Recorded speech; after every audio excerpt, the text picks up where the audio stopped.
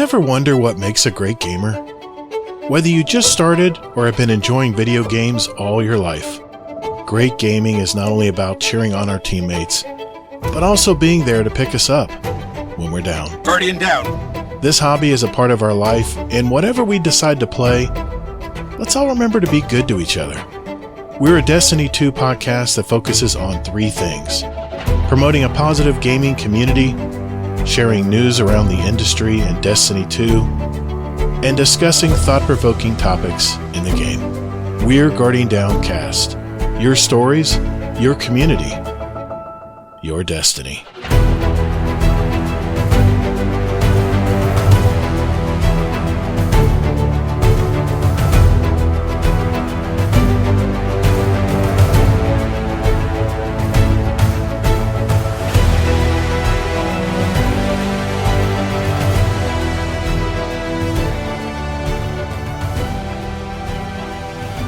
What's up, Guardian? Welcome to episode 300.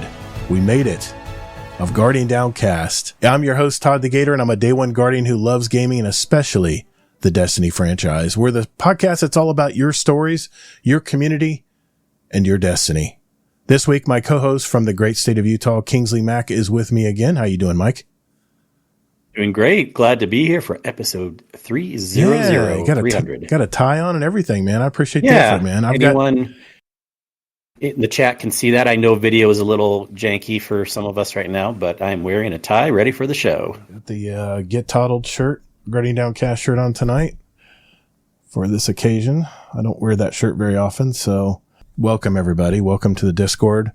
JD Kent, happy 300 Gator. Thank you, JD Kent. Appreciate you, brother. For those of you who may have just discovered our podcast, we are a weekly gaming show with an emphasis on the Destiny franchise, and we like to sprinkle in some entertainment and other topics of discussion relating to our hobbies from time to time as well. But we have been producing audio episodes for almost 6 years now, and 300 episodes. And as the game has evolved, we've evolved as well. So we produce a live version of our show on YouTube, Twitch, and now our Discord stage channel where you can interact with us live in our chat. And it's at a new time, Thursday nights at 9 p.m. Eastern Daylight Time. We'll also have a replay of tonight's show on my YouTube channel, and my Twitch channel, I think, also has a replay. I think that setting is on. And the audio version is always available in all of our podcast app listeners out there. Thank you. Appreciate you lending your ears to us as well. And of course, you can go to our website, guardiandowncast.com, to listen to any individual episodes as well whenever you like. In this episode, Kingsley Mack and I will go over our week and share our highlights on the latest marathon live stream gameplay reveal. There's been a lot of chatter on social media about this new game, and Mike and I will certainly discuss that. We will quickly review This Week in Destiny, the weekly Bungie blog that informs us of our current events in Destiny 2. Of course, we'll give the abbreviated version with the most important information that we believe you should know about right away. We will go into our results and comments for our Guardian Downcast question of the week. I randomly ask a question, not random ask, but I randomly ask a question every Monday morning, and Kingsley helps come up with the selected answers in a little survey we have in our question of the week. And we're going to share those results live on our show tonight. So if you want to participate in our question of the week, look for that channel in our Guardian Downcast section of channels in our Discord. We're, of course, going to catch up on our week. But once all that is done, then we're going to turn the show over to you guys. We will answer any questions from our community live in the chats, which may include voicemails. I'll just tell you right now, we have a lot of voicemails, a lot of love shared on voicemails. And just to let everybody know, I have not listened to these voicemails. So I know that's suicide on a live show, but we're just going to roll the dice and just go with it tonight. So finally, Kingsley Mack, as we end the show tonight, is going to put me through the paces in a speed run. Yes, I gave him the list, guys. He knows all the answers. I'm excited.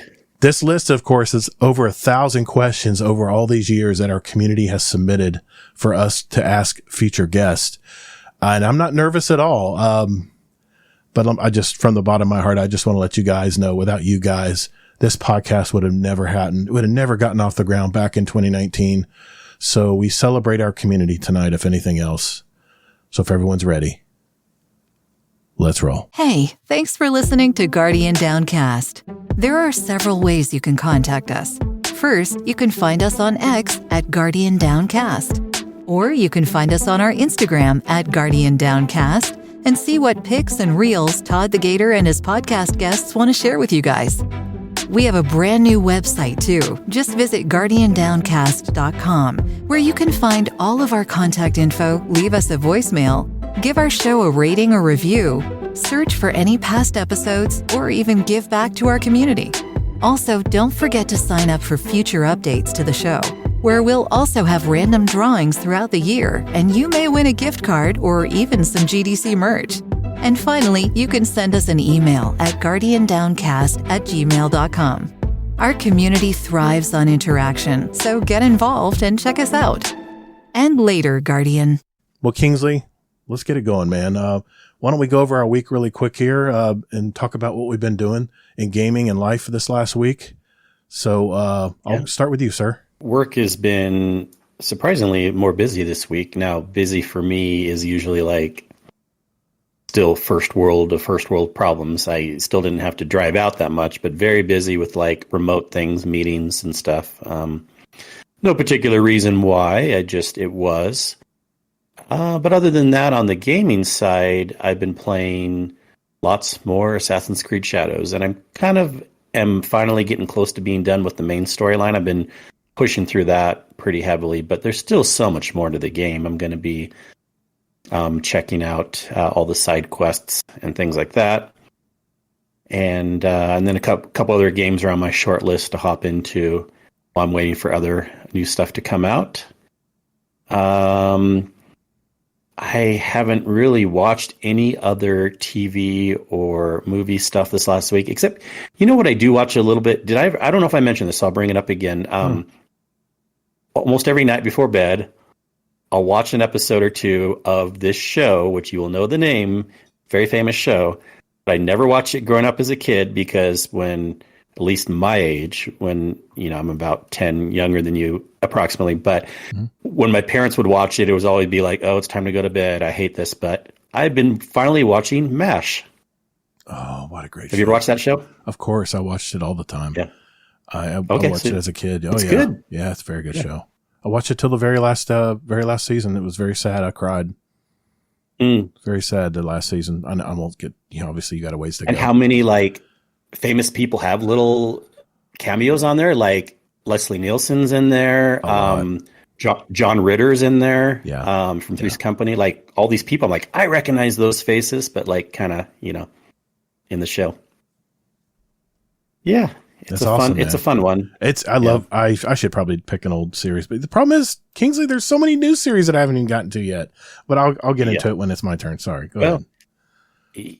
At some point you can't worry about it. There's always going to be too many games and too many shows, but I do have on my list really soon here, but going to finish playing Split Fiction with the wife first. Nice. But then she got ahead of me. She's all up to date on both the Severance seasons, and I haven't watched it yet. I know I'm going to like it. I just have been slacking, but she's going to rewatch it with me. So Severance will be coming on the list soon.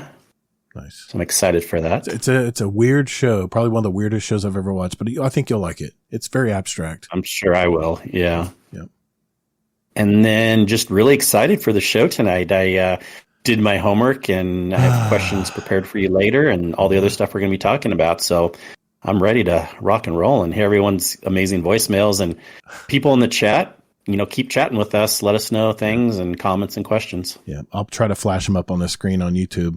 And people are talking. 300. Of course, I haven't been here the whole time for it. Sure, so I feel like it's even more a celebration for you, but I'm also glad to be part of it in a way. So but Kingsley, you're part of many co-hosts that I've had, and you lasted till the end. That's the way I see it.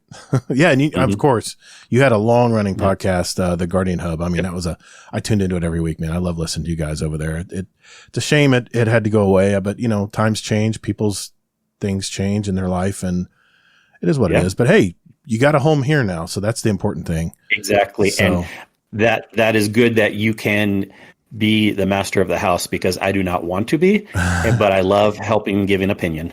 If you guys don't know, Kingsley was always the one that kept the show running. He was always the one that kept the conversation going. And let me tell you, every time I listened to your episode, Kingsley, I could feel your pain, brother. I was like, come on, guys. Come on. Talk a little bit more. He's trying to pull it out of you. Come on. Come on. Let's keep. I don't want to talk the whole time. Always be busy. Yeah. And so it's not like people wouldn't talk, but it's kind of like we're just barely holding it together. Everyone's so busy. So I'm like, whatever, dude, I'm fine. But it's really funny how it turned out. I asked you and RNG both to be co-host, and RNG he's still considered a co-host in my eyes. He's welcome anytime he wants to come back and sit in with us. I mean, maybe Marathon will be something really big in the future, and he'll want to talk about it, be interested in it. But RNG really doesn't play the game anymore, and he felt, I'm not passionate about the game anymore, so it doesn't make sense that I'm on a Destiny show. So, I mean, it's totally fine. I totally get it. But like I said, RNG is a long part of history of this show, and he's always welcome anytime he wants to come and sit down with us and talk. And of course, we both love Destiny. We both still love Destiny, and that's the reason why we still do this podcast. And it makes sense because I'm me. I'm going to be the shill. I'm going to be the one with a tinfoil hat, and you're going to be probably the one that's more like Gator. I don't think that's right, man. I don't think you're going to be right on that one. But speaking of which, I don't know if most of the Discord already knows this, but I did lose my bet, of course. The bet was, I thought it was going to be very convenient for Marathon to do a shadow release, because think about it. We got a gap in Destiny content right now. They could have swallowed a ton of Destiny players to jump in and try this game. But of course, it was just, they just announced an alpha, a closed alpha, which I still have not got an invite to, and, or a code for. And then, of course, we know now that it comes out in September 23rd. So I lost the bet. So, according to the rules of the bet, I have to discard 100 things from my vault. So, and everyone's been asking. I kind of feel bad for you. No, I'll take it like a man. I've got always 699 things in my vault, and I might need an intervention here because I am definitely hoarding stuff. And, we'll have a separate stream, guys. We'll have a separate stream where Kingsley will basically officiate it, and I'll be going through, I'll be sharing my screen, showing my vault, and whoever shows up on the stream, we'll all vote to decide what to delete. And I have 5 vetoes, and I already know the weapons I'm going to veto. So I know in advance the ones I am not going to let go. But, Mohafo, I finally get to give my, I finally get to let my vault breathe. So, but, what I actually, talking Destiny here, I have not played a lot of Destiny this week. I have kind of, the Heresy story campaign ended last week, and I just kind of needed to take a week off. But what I did do between, our last show and now, I ran 2 raids. And the first one I ran with our UK members. It was a daytime raid on Saturday. We ran a Vault of Glass, and I wanted to give a shout out to Heyoka, my buddy from across the pond. He set it all up in the background for me. And, I just want to give a shout out to Rolfie, Zuby, Retro Smurf, an average D2 player for helping me get my red border weapons, at least the few that I did get. It was really fun, lighthearted raid. Everyone, kind of knew what to do. It was a very laid back, chill raid. So I just wanted to thank those guys again. It was really fun, at least catching up and seeing what everybody's been up to. And we went through it so fast. We didn't have a whole lot of time for conversation, but, I will be meeting, some of these UK members the second week in June, and I'll be bringing my portable recorder. So I will record some outtakes for a future show. And we've locked in our meeting place and our date. So if you're in the UK area, or want to stop by and talk to me, I don't know why you'd want to talk to me, but hey, I'm going to be there. I'm going to have some beer and pizza with these guys. So, and try not to get drunk. And if you're interested in the meetup, you need to get with Heyoka. That's Heyoka in our Discord. He's one of our mods. If you're planning or you want to come by or you want to be included in the meetup, he's the one organizing it. So I just want to let you know, just DM him if you do decide to stop by and meet up with me while I'm in the UK in June. Entertainment wise. Oh, also, sorry. Almost forgot another raid. Later in that day on Saturday, I did run another Garden of Salvation raid with my co-host here and other members. I think it was Allocate, Running Red Lion. We actually brought in a new member, Squirtle. I think it was his first time running through it too. I think he did great. King Tut. And did we do the Divinity run, didn't we, on that one? No, that was the week before. I know. I'm confusing. You would love to remember. That's right. King Tut was there in Sedatajo. So, I did get my last pattern for my Aggressive Burst 450 rifle, the Sacred Providence. I got it crafted as well. So when Iron Banner comes rolling around in a couple weeks, I will be trying that out as well and seeing how much fun I have with that. I'm still looking for the frames for that rapid fire sniper rifle, Omniscient Eye. It felt good in Crucible. I don't know how potent it's going to be because it is rapid frame, but like I said, it's all about the sound and the look of the weapons. That's the main thing. So, I will be streaming another Garden of Salvation raid. I believe so, this Saturday night at 10 p.m. Here on my YouTube channel and my Twitch channel as well. For those of you who want to jump in and say hi. Entertainment wise, my wife and I did see another movie this week using my AMC Stubs A-List membership. And the movie we saw was another A24 movie from the famed Alex Garland. You might remember one of his latest films, Civil War. I saw it last year and I did a review on it, one of the shows last year. And it was very, very good. You might also know his other past films like Annihilation, Ex Machina. He's got another movie coming out in June that we have definitely going to be on our list called 28 Years Later, which is a sequel to the 28 Days Later film long ago. And that was very good as well. It's about the apocalypse, zombies and all that good stuff, but it's set in the UK. His latest film was Warfare, and we saw it last night on the IMAX screen, and the surround sound alone was haunting. At one point, I swear to God, I heard someone cocking a gun behind me, and I literally looked to the back of the theater to see if there was some kind of terrorist and there was going to shoot up the movie theater. You know, you just never know these days. And, but it wasn't. It was the surround sound was so good. The sound system was so fantastic.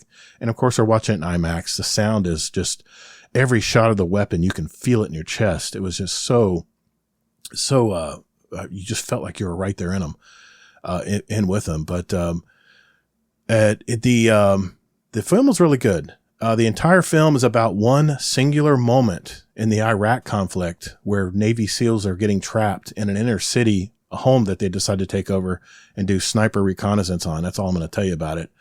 But, I tell you what, man, they get trapped in there from everyone in this city does not want them there, and they fight for their lives to try to get the hell out of there.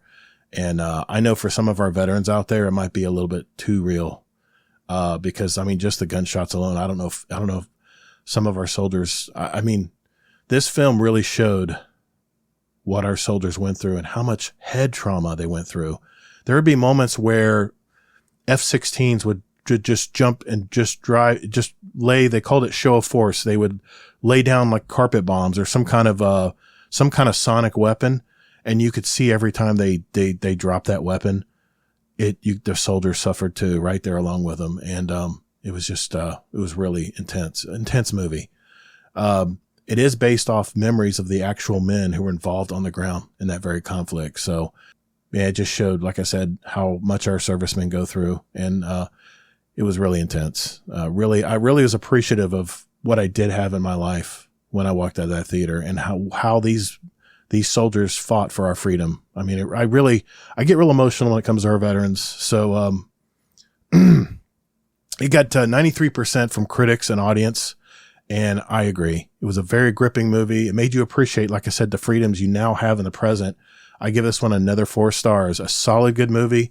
And you won't want to miss this one when it comes to streaming, and you know it will. So, I saw the final season of the episode of The Pit on HBO Max. I know I've talked in the past how I watch this medical drama after our show every Thursday. Well, last Thursday was the last episode of that season. And I'll tell you what, I'll say it again. It is the most realistic and best written medical drama I've seen yet. And it's based on one 12-hour shift of a day. Every episode is an hour long, is an hour span or a couple hours span of those people's shift. Working the emergency room in Pittsburgh. So, man, it's very great. It's just really, really good. I mean, there's some really good stuff out there on TV and streaming. If you can get past the first couple of episodes, I'm really enjoying Suits LA. The first couple episodes were really bad, but that and the Americas on Peacock, it showed some outstanding footage again. It basically talks about North and South America. This week it was the southern tip of South America, Patagonia, which I tell you what, there's some unique forms of life. It's a very diverse climate there, and it was really breathtaking to see the Americas. And it's Tom Hanks. I mean, Tom Hanks does the narration on it. My wife and I are hoping to see The Amateur and The Drop next week. And I'll hopefully be able to share my thoughts on next week's show on those. But there's some really good movies coming out here, man. Thunderbolts on May 2nd. The Life of Chuck is coming out in May. Steven Spielberg directed it, but it's from a Stephen King novella. So that I saw the trailer last night. I didn't really explain what was happening, but with those two names, I'm definitely going to go. The Accountant 2, Ben Affleck, April 25th. Friendship, which is Tim Robinson and Paul Rudd. We saw that, trailer as well last night. It's a really, really dark comedy about two men who become friends and one decides not to become a friend anymore, and how strange a situation it ends up being. So those are some movies that I have on my list coming up, but that's it for me, Kingsley. Anything else that you forgot? Anything else you want to mention? I'm great. No, sounds good. All right. Well, I tell you what, we got a lot to do tonight. So let's jump right into This Week in Destiny.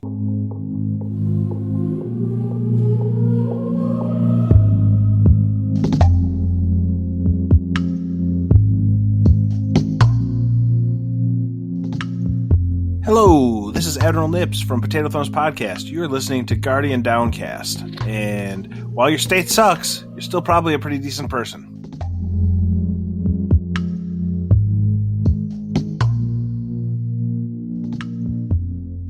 All right, This Week in Destiny for April 17th, 2025. This Week in Destiny, we're ready to reveal the Edge of Fate. That's right, folks. We are pleased to not only confirm that's the name of our next content drop, but also the date. We will reveal a lot more information about it. More details below. And I'm going to pass the mic on to my co-host, Kingsley Mack, and have him share. Yep. All right. So they did finally give us at least a date when we would know more about upcoming Destiny stuff. And this, goes along with the whole thing I've been kind of upset about, that we're getting more information about Marathon before we're getting more information about Destiny.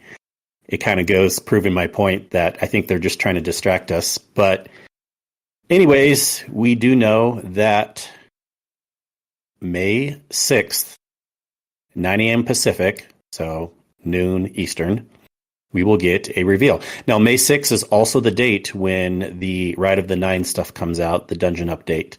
But the thing we have to remember now is this is not called Frontiers anymore. We have to remember it was never called Frontiers. That was just a code name, a development name. So now we have the name of at least the first major part of the DLC. They'll probably have another name for the second half of the year. But it's called Destiny 2, The Edge of Fate, Ride of the Nine aspect.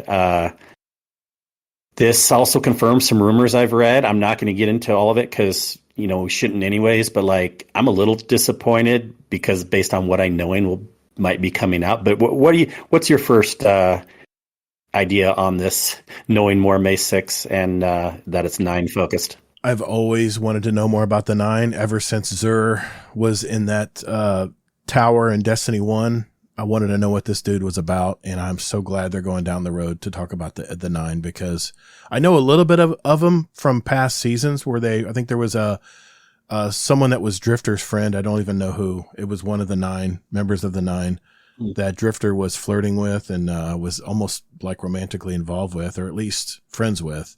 And that's all I know really about the 9. They don't really share anything. And it was some deal they made with him as far as Gambit. It was back when Gambit first came out. I think it was the Drifter season, I think, is when they talked about that. But I can imagine when all the Marathon info dropped last Saturday with that live stream. I think all the Bungie devs were just like, "Can we talk about it yet? Can we throw it out there now? Can we throw it out there now?" I think they were chomping at the bit to get some information out, but they probably had to stand in line and wait for why? This comes out before Marathon comes out. Maybe they just didn't want to bombard their channels. I don't know. Really don't. But, well, they should have pushed back the Marathon stuff, is in my opinion. But anyways, yeah. We're going to get into. Sorry, that's just a side point. We're definitely going to get into. Yeah, we'll get into more of that details later. I mean, it's nice to know more about the 9, but like, I'm still really concerned and skeptical of the actual storyline. The things I've read, it may not be quite what you're thinking, Todd. Like, we'll see, of course, when we get more trailers and stuff. But like, the actual like Destiny stuff we may be doing is not what everyone was expecting with the Dreadnought ship, and it just seems kind of cheesy and weird to me, but we'll see. I'll try to keep an open mind about it. Well, I'm still thinking back to that sample art that they gave us a long time ago and some of the dev reveal stuff, and it looked very interesting to me. So I don't know, we'll see. I always have an open. It has to be more than just good art. Oh, of course. But the worlds looked wild. They look really ragged. So I'm curious to see where they take us. Yeah. Here's the thing. It's not going to be a light and dark saga. It's going to be something else. So hopefully a new baddie. Yeah. We'll see. Okay. No bets yet. I kind of know some things, but like, anyways, Okay. Again, I'm like very underwhelmed with what I know so far, but we'll see as things come up. Yep. Sorry, I don't know if you can hear the dogs. I'm on a different mic tonight. It doesn't matter. It's fine. Were you able to hear them? Just a little bit. It's no big deal. Okay, cool. I'll get that adjusted for another time. But anyways, next on the reveal, they talk about regarding those blocky weapons. Remember a few weeks ago where people stumbled that they were able to see that Ride of the 9 stuff that went live early. And before they pulled it away, people were able to kind of get the weapons. I don't know if you remember, but that was an issue that came out with that last update. I remember. Yeah. Yeah. So, they said it was kind of fun moment for the community. Getting in and seeing the content before it was meant to see the sunlight. The activities represented a very early pass of what they were aiming for. They lacked balance passes, solo-friendly waypoints for Explorer mode, and more. So it's really kind of odd that it was able to get somewhat released, not even in a final state. I would almost understand more if it was ready and then they released it early. Yeah. But anyways, during the time where it was available for a little bit, the rewards associated were in what they call a primordial state. You got to see what the first steps in their weapon creation usually look like. So very blocky geometry, smooth textures, and placeholder perks. While they were able to patch out the activities quickly, of course, the weapons remained. They had intentions of updating these weapons at release, but they hit a few snags along the way. So while we initially noted rewards earned would be retained, they did have to be removed. Now, to be nice to us, I don't feel like they need to do this, but they want to turn this into a small celebration for all. So on May 6th, when this comes out, everyone will be granted 1,500 currency, which can be exchanged for emissary for rewards. $15. This should be the equivalent to about 2 dungeon runs worth of weapon drops. Now, currency, bright dust or silver? No, the currency of the emissary currency. Okay. I'm thinking $15. The currency, of course, they're making. Gotcha. So they just said it's going to be worth 2 dungeon runs of weapon drops. So without having to do 2 dungeons and get those drops, you will get that amount of weapons basically from that currency. What do they say? First one's free. Yep. They want you to say, "Oh, these weapons look cool. I want some more." Yep. Yeah, we'll see. I'm still not very excited for this thing, too. I'm more of a raider than a dungeoner, and I'm not really too convinced that this is going to get people excited playing the game a lot, but hey, it's something. Yeah. It is something. Okay. All right. Next, we have information on the Nightfall. Remember Sunless Cell Strike came back, and next week it will be the featured Nightfall for the first time ever. So how about we celebrate that with double Nightfall rewards? The featured Adept reward will be the Palindrome, a great hand cannon, for the second time since its reprisal. So this feels like the perfect opportunity to get more rolls, or your first one if you haven't earned it at all, and also to master a new strike at its hardest difficulties. But wait, there's more. It says, how about we all jump into Sunless Cell all together? You can help your friends, clan mates, Discord mates, creators, vast amazing communities, yada, yada. What does everyone get for doing that? Well, they are making an emblem called Break Free, and they show a picture of it here in the TWID. And everyone who completes the strike on any difficulty, so you don't have to do Grandmaster level, but you got to do on any Nightfall, so even the lowest Legend level or whatever. And if you run it during that week, at least once, from April 22nd till April 29th, you will get this pretty cool looking emblem. Just throwing it out there. Soccer, what are you doing that week, brother? What are you doing, man? What are you doing that week? Well, again, we don't have to do GM level, but you want to do the GM? Is that what you're saying, Todd? Of course I do. Let's go big or go home, man. Let's go. Yeah. That'd be cool. Yeah, I mean. Yeah. But for people that just want the emblem, you don't have to do GM level, which is nice. Nope. And yeah, I'm actually kind of excited about doing this one potentially on GM level. I hear it's actually one of the easier GMs, but we'll see. Maybe things are still being tuned a little bit. It looks good. All right. So we got that emblem picture. And then they said that you'll get the emblem sometime after that date of April 29th. But once we have it ready and confirmed, everyone who's run the Nightfall, it will be yours in your collection. It's a palindrome, Steel Zealot. That's the featured weapon. Yep, palindrome. Yep. Pretty toasty hand cannon with some good rolls. He was asking what the featured weapon was going to be. Okay. Yeah. All right. Trials of Osiris, of course, information there. If you jump in starting tomorrow, as of when we're reading this, so, done if you're listening to the podcast after that, for the most part, and you still may have a day, but this week you have a chance to get the new Keen Thistle sniper rifle. It's an interesting name, Keen Thistle. It's a Haka sniper, yeah. Real heavy gun. Gotcha. I've got a few of them. They're just reminding us that, we've talked about this a lot, but no need to go flawless run anymore to earn an adept reward. Just with a streak of 3 consecutive wins, you can earn them as post-match rewards. And when reaching the lighthouse after earning 7 total wins. So stay focused, put on your favorite Crucible build, and make Saint and yourself proud. I might do it. You going to be going for that at all? I might. Trials this weekend? Saturday's my day to try it. So I did it on Sunday too. One time when I went to the lighthouse, I went on a Saturday and a Sunday, but I definitely don't do it Friday. If you're a casual Trials player, I'm telling you, all the Trials streamers and helpers and all those people out there that are real sweaty, they're all jumping in on Fridays at reset. So if you're a casual player, don't put yourself through that. Wait until the weekend, because you'll get a better mix of players other than the streamers and God tier players. Gotcha. Damn Tape Poetry, welcome. All right. They talk about they're changing their communication a little bit, just with the names of the accounts and what they're going to do. I don't think you all need to worry about this too much, but in case you really want to geek out, Bungie Help is changing their name to Bungie Server Status. And it's going to continue to show maintenance information, error codes, fixed issues, game outages, website outages. Right. Not much change there. However, what they said they're going to be adding into that is information about Marathon also. So we'll see how this goes. It should be fine, but if for some reason down the road it clogs up too much communication on Marathon also in the Destiny Help channel, we'll take that, but I don't think we need to worry about it right now. Destiny 2 team, that seems kind of the same.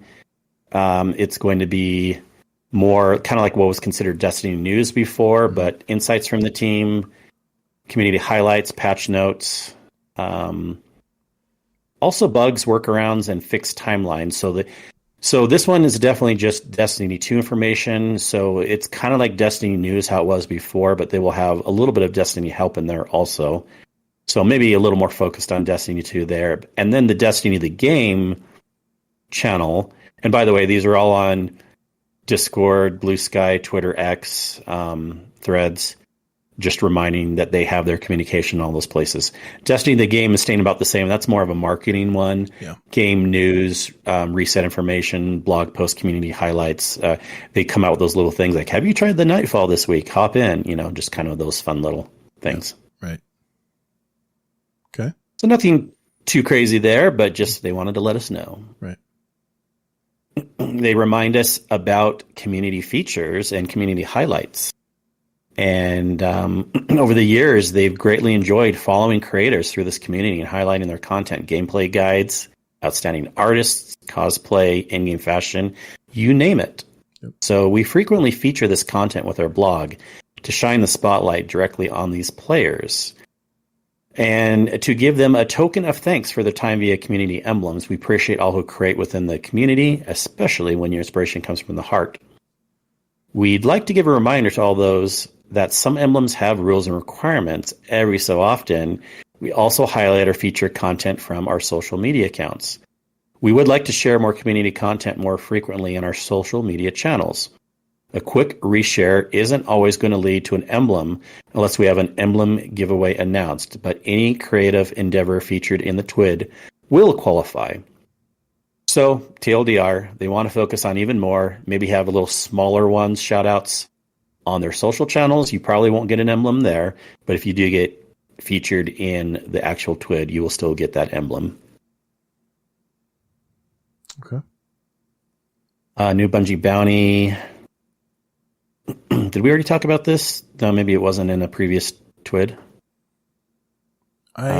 Starts the bounty for good. For the Crucible. Yeah. Bounty for good. Yeah, this is the Guardian's mental health emblem.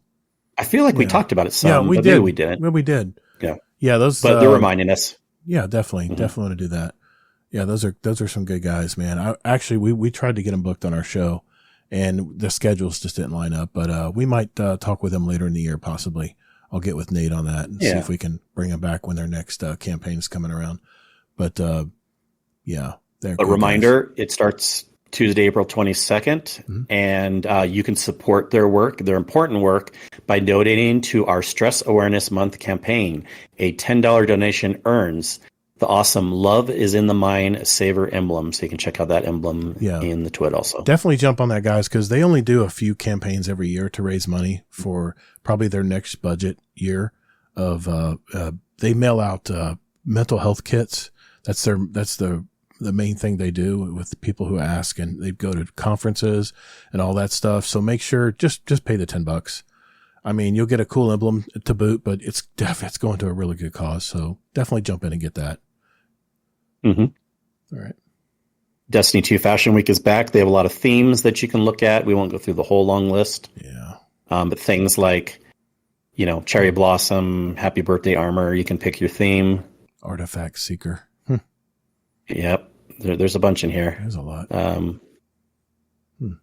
Remember to use the D2 Fashion Feedback hashtag if you do that so we can find it. Ooh. And we have previewed an ornament for Verity's Brow and Worm God's Caress.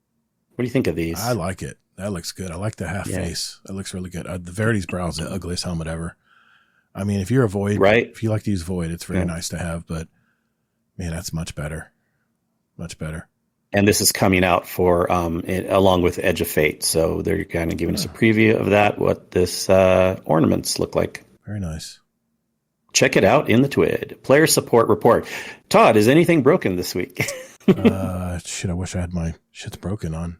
But no, shit. It's a smaller list, but shit's broken, guys. If there's anything that you think you're having issues with, Bungie.net, you can go there and read off the laundry list of stuff that it might be. And a good reminder, our Discord does a great job. Yes. We kind of separated the channels a little bit ago, where you can go to the Destiny Help channel and see all the posted things. If you're not sure if you have any, like, am I the only one getting this error right now?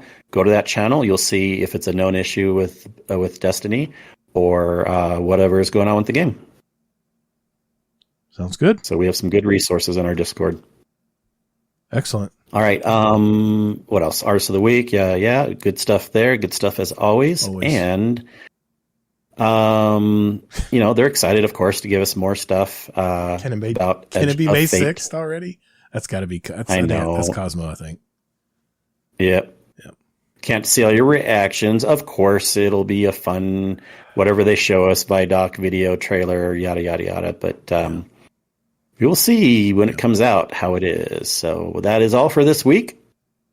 TWID out. Thank you, Kingsley. Appreciate you doing that for me. I've been busy putting so much stuff together for tonight's show. Yeah, I give me a little appreciate break you. there. Appreciate you jumping in and steering the boat on that. No one. problem. All right. Well, I've been chomping at the bit to talk about this, and let's get into it. We'll do that with our topic of the week right after this. Hello, everybody. You are listening to Jealous Gaming on Guardian Downcast.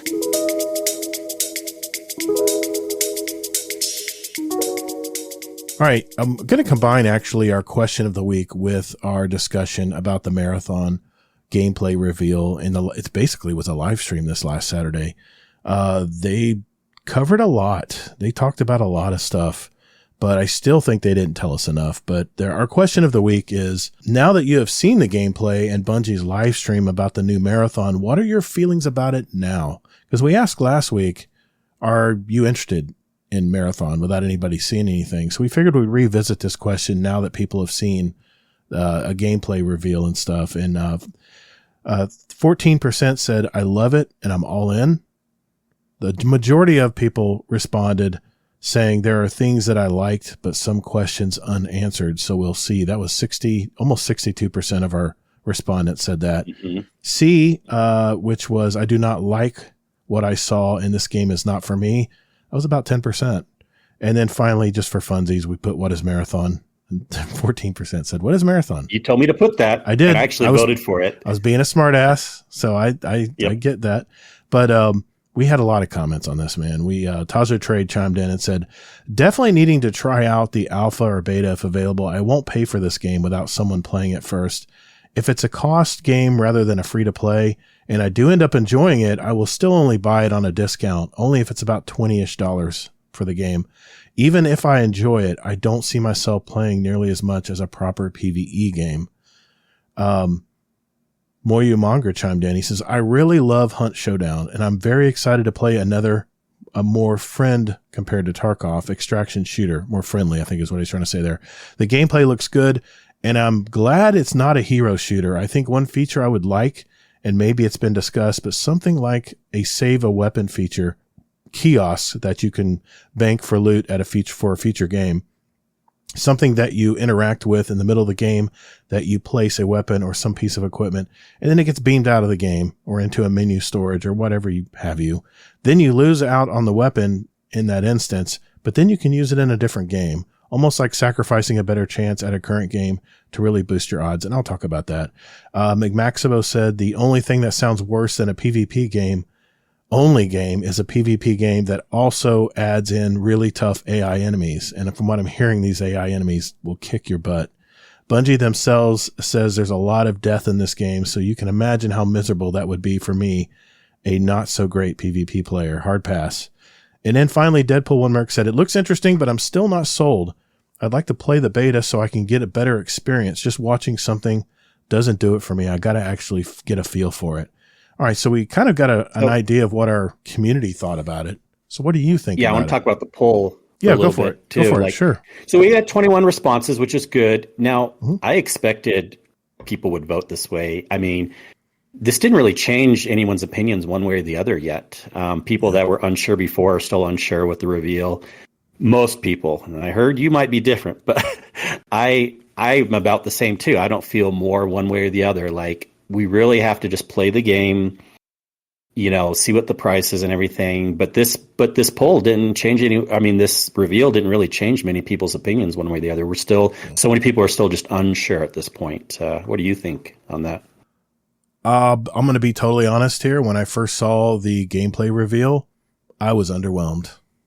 And I got it. So you changed more the other way. I actually, weren't you excited at first? I was excited, and then I started looking at some of the actual player interfaces in the game as they were going through their inventory and stuff. But I tell you what, I think I know what it is. Why I didn't like it at first is I don't like the art style of this game. It's more cartoony. If you look at the weapons, you know what? Here, the only way I can explain it is to show you. So let me show you. I was warning you about that too, and you seemed to ignore me a couple of weeks ago. No, it's because I already had something planned for this, but I just want to show you Or you had hope against hope. It wouldn't be cartoony. Well, I just want to show you the world I came from when it comes to competitive shooters. Just want to give you a little taste of, and I'll give full credit to the YouTubers I used here for this footage. It's all you'll see it in the display here, but this is where I came from when it comes to competitive shooters.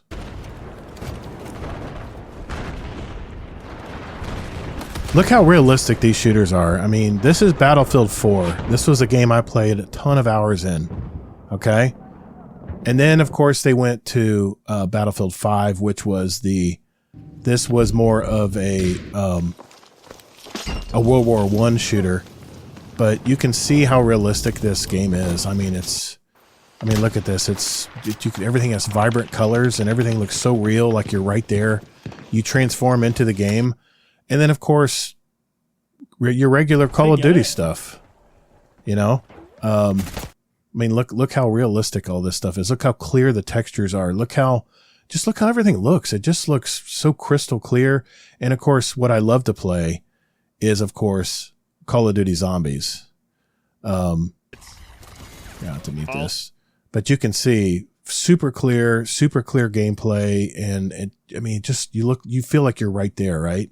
And then, of course, Destiny. PvP. I mean, this is what I love to play in Destiny is PvP. I mean, look how crystal clear all this is. You can easily pick up the enemies. Everything was super clear. And then we go to the marathon reveal. And if you look at this, look how hazy everything looks. And the color palette, the weapons don't even look real. I just can't explain it. I know everything's character based and stuff, but it's look how grainy, look how artificial this all looks. I mean, look how the lights, all the lighting is so dim and I don't know. But anyway, this is when I said I was a little disappointed at first. This is why, because I came from playing very realistic shooters like the ones I just showed you there. And I don't know if this is going to be a kind of game that I'm really going to get into, because I mean, just like how you can't stand anime or whatever, even though you should give it a chance. Yeah, I know I should watch more anime, but it's the kind of thing where it just, the color palettes or something, just doesn't jive with me. And then I saw them going through their inventory and stuff, and it just looked janky. It looked like it was unfinished. I looked at the auto rifles, I looked at the game and stuff, and it just looked like I couldn't look at the textures on the gun like I'm playing Call of Duty or even more, a Destiny. You pick up a Destiny gun and you hold it in your hand, you can see the battle scratches on it and stuff. And it just didn't feel real. It just didn't feel real to me. It felt like a very arcadey type shooter. But what do you think? I'm still surprised that you're surprised, because I feel like we knew all along it was going to be like a very bright, kind of like cartoony looking thing when they showed us preview images and stuff. And I don't know. I mean, it could still be a really good game, regardless of the art style, regardless if you like it or not. You know, Yeah. Sometimes you'd be surprised you can get into games that don't look visually pleasing, but that you actually have fun with. And then the other thing to remember, to be fair, is, and I'm just giving other points. I have opinions too. I don't know that I'm into this game, but I hear you. Remember, it is pre-alpha. They did say they're going to be doing some more shader stuff. I don't actually think it looks that necessarily muddy or like unclear, but at the same time, they are going to be optimizing a lot more still. It's not coming out till September 23rd. There's still a lot of work that can be done between now and then, but the overall art style is not going to change. So it's still going to have those purples and yellows and very bright cartoony colors. Weird color. I just, the color vibe is weird. Also, Bungie has not always made games that look exactly like Destiny and looks like. So you also can't expect, just because you like Destiny so much, that every Bungie game that comes out will always look like Destiny, you know? Here's the thing. They spent years working on this game.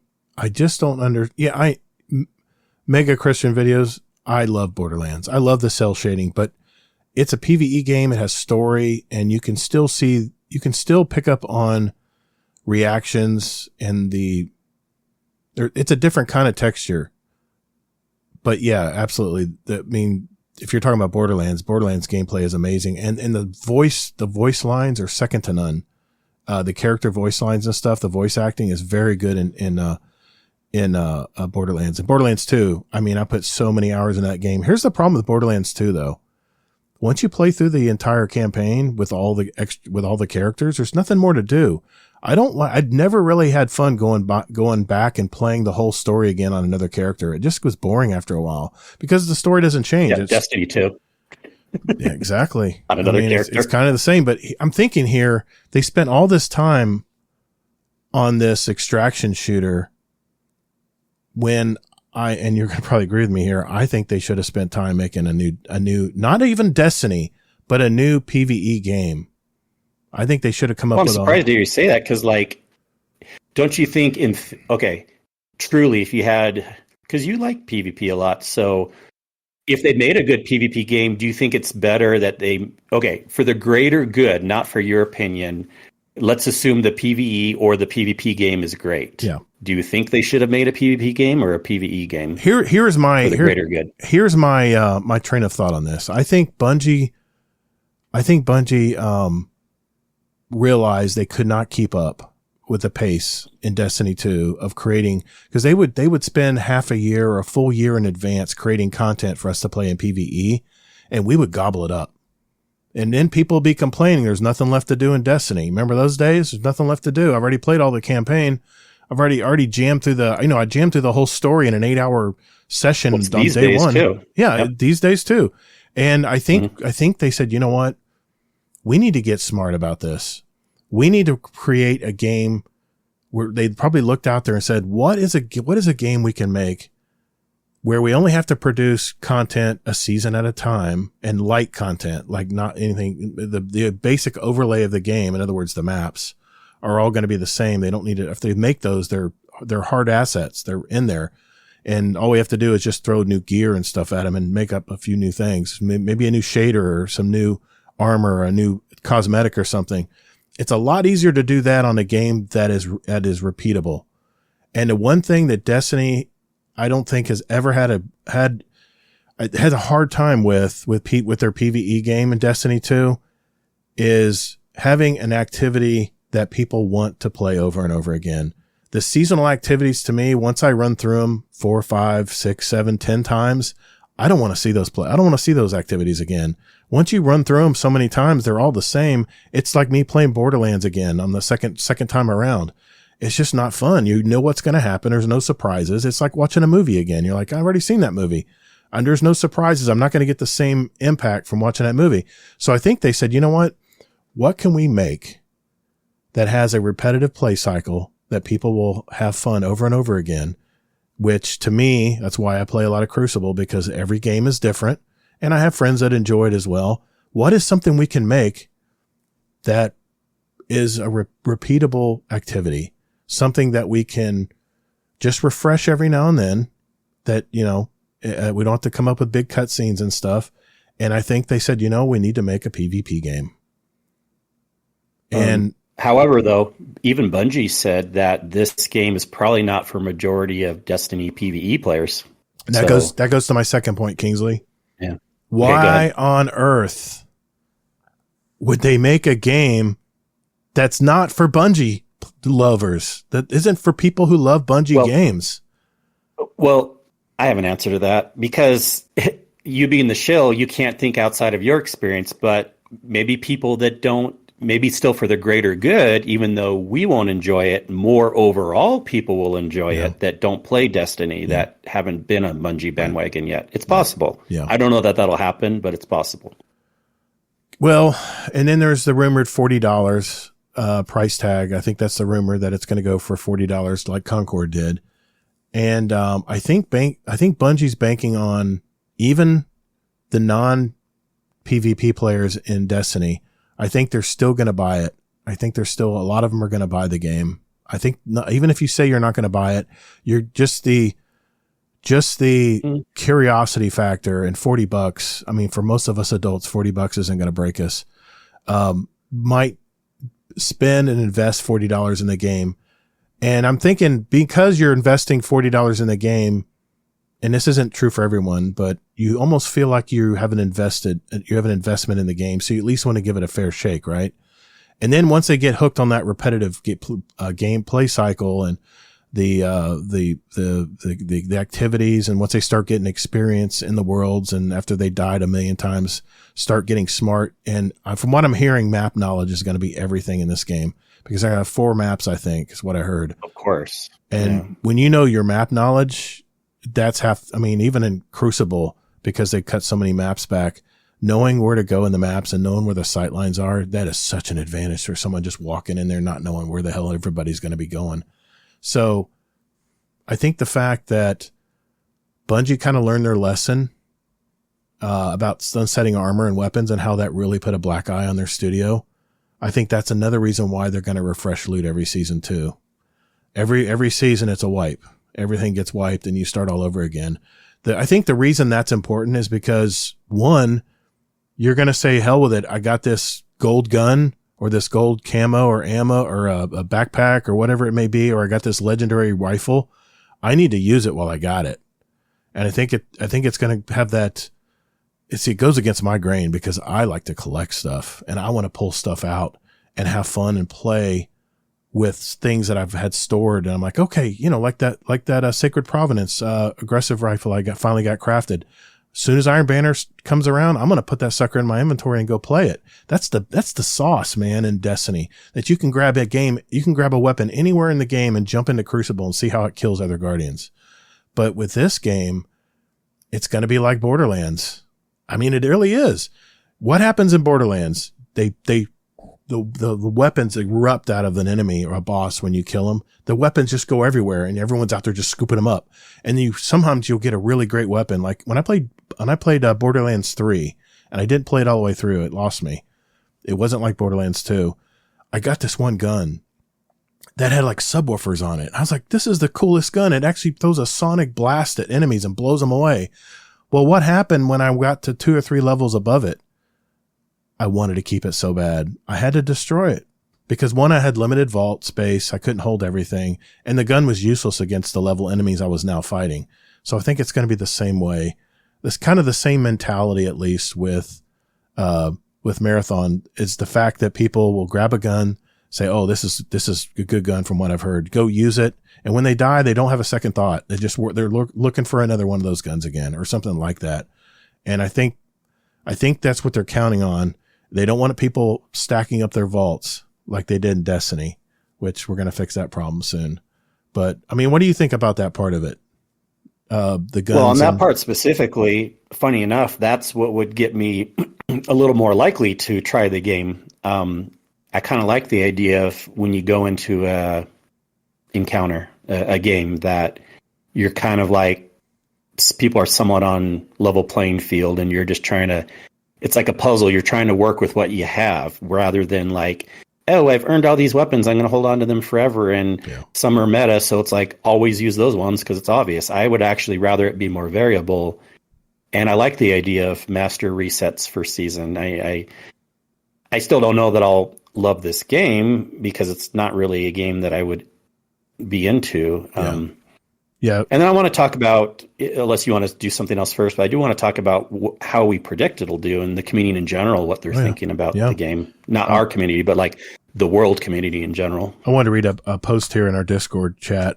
Scarlett Maddie said, I heard a comment that I liked this past week, and it was, a game for everyone is a game for no one, which is curious, but it makes a lot of sense to me, as I think we just haven't seen the best of what is the game.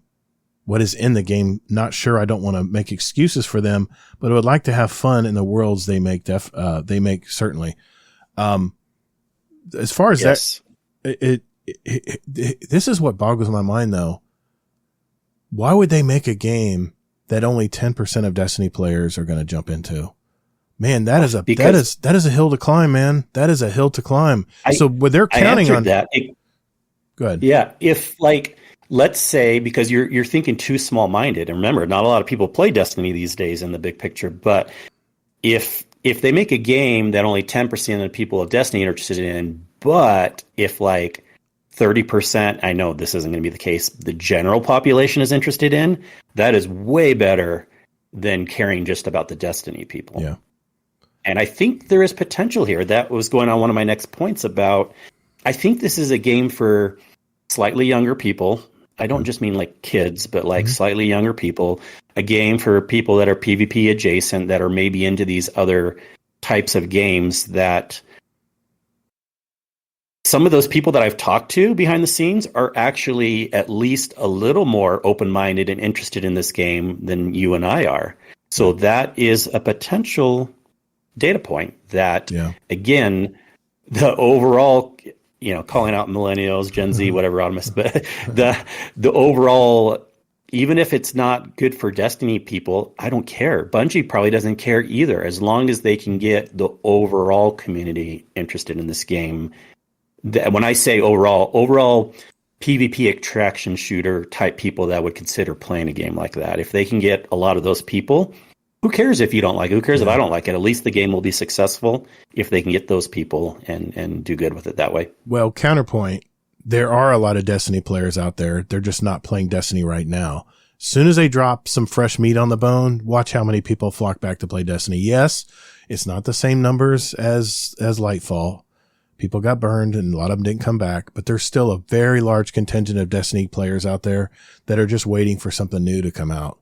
Other than these episodes, because let's face it, the episodes were nothing like I thought they were going to be.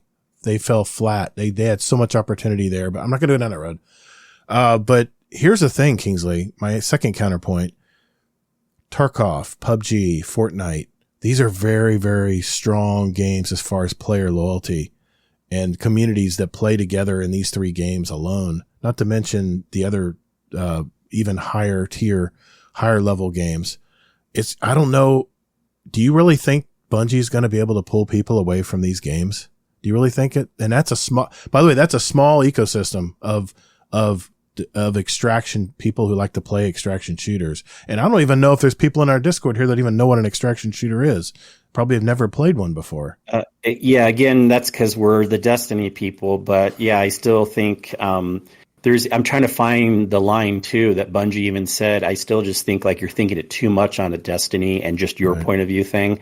I think Bungie kind of doesn't even care. That they said something like, "We know this game isn't going to be for a lot of Destiny players." They didn't use those exact words. I'm trying to find where they said it. So well, I think whether you think that's a smart choice or not, that's what they're actually thinking, Todd. So you got to admit that they don't really care if Destiny 2 players. That's not good. That's not good. That's another mark against them. That's going to make it even tougher for them to get people to accept the game.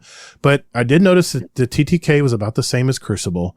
So I think people who play Crucible every week, I think will have a lot better time playing this, though, because they know it's that prime gun feel that. Heck, let's face it, with the Tiger engine, Bungie makes that gun feel so good. Better than anything I've ever played, obviously. That's why I still play Crucible to this day, even if I'm getting my ass kicked. But I think PvP players will probably have a better chance. But my worry is that the PvE players are going to jump in and on day one just get annihilated and then turn it off and never play it again. Because it's easy, trust me. For me, it's easy to take things personally when you're playing against another player. That's a little silly if people are buying a game and have no idea what it is. Like, we'll be warning people this is not a PvE game. I mean, there is some PvE elements to it and stuff, but here's the line here. Okay. They put a lot of qualifiers on this. They're talking about, we don't expect Marathon to become anything like Destiny or replace Destiny. We believe it's a totally separate game. If you like Destiny, and you happen to like a lot of PvP sandbox experiences, and those are other games that you like to play, then we think that Marathon could be something very exciting for you. So see how many qualifiers they put on that. Yeah. They're being careful about what they're saying. But I think that the director said in chat when they was being interviewed that maybe this game just isn't for you. And man, I tell you, I think I've done another podcast said that too. And I was like, ooh, that's not good. You don't want to talk that way to your player base. These are loyal people who love Bungie games. And I guarantee you a majority, all right, let's just say 50-50 of people who played Halo and have played even Marathon back in the day when Bungie was just a young company, and Destiny, I think at least 50% of them are going to try this game, because think about it. It's an extraction shooter, but with that Destiny gun feel. And I think a lot of people are going to feel comfortable with that gun feel and the movement and stuff. But, that's another thing I heard there's no flying or jumping around like there is in Destiny. So it's boots on the ground. You can slide. I've heard that there's a lot of limiting factors to movement. So we'll have to see, man. I think there's going to be a little bit of a skill gap there. I don't think anywhere near 50% of people will try this, just based on the word of the street people I'm talking to too. Yeah. I probably won't even buy it when it all comes down to it, but that'd be interesting. We got to take more polls as it gets closer, but yeah, we will. That leads to the point. One last thing I wanted to talk about is how we think it'll do. I mean, you kind of been talking on that. Mm-hmm. I wanted to give some interesting nuanced things, because I've gone back and forth a ton, and I have no idea how well this might do. It's such a wild card in my opinion, because at first, when it was shown, I was like, I don't know.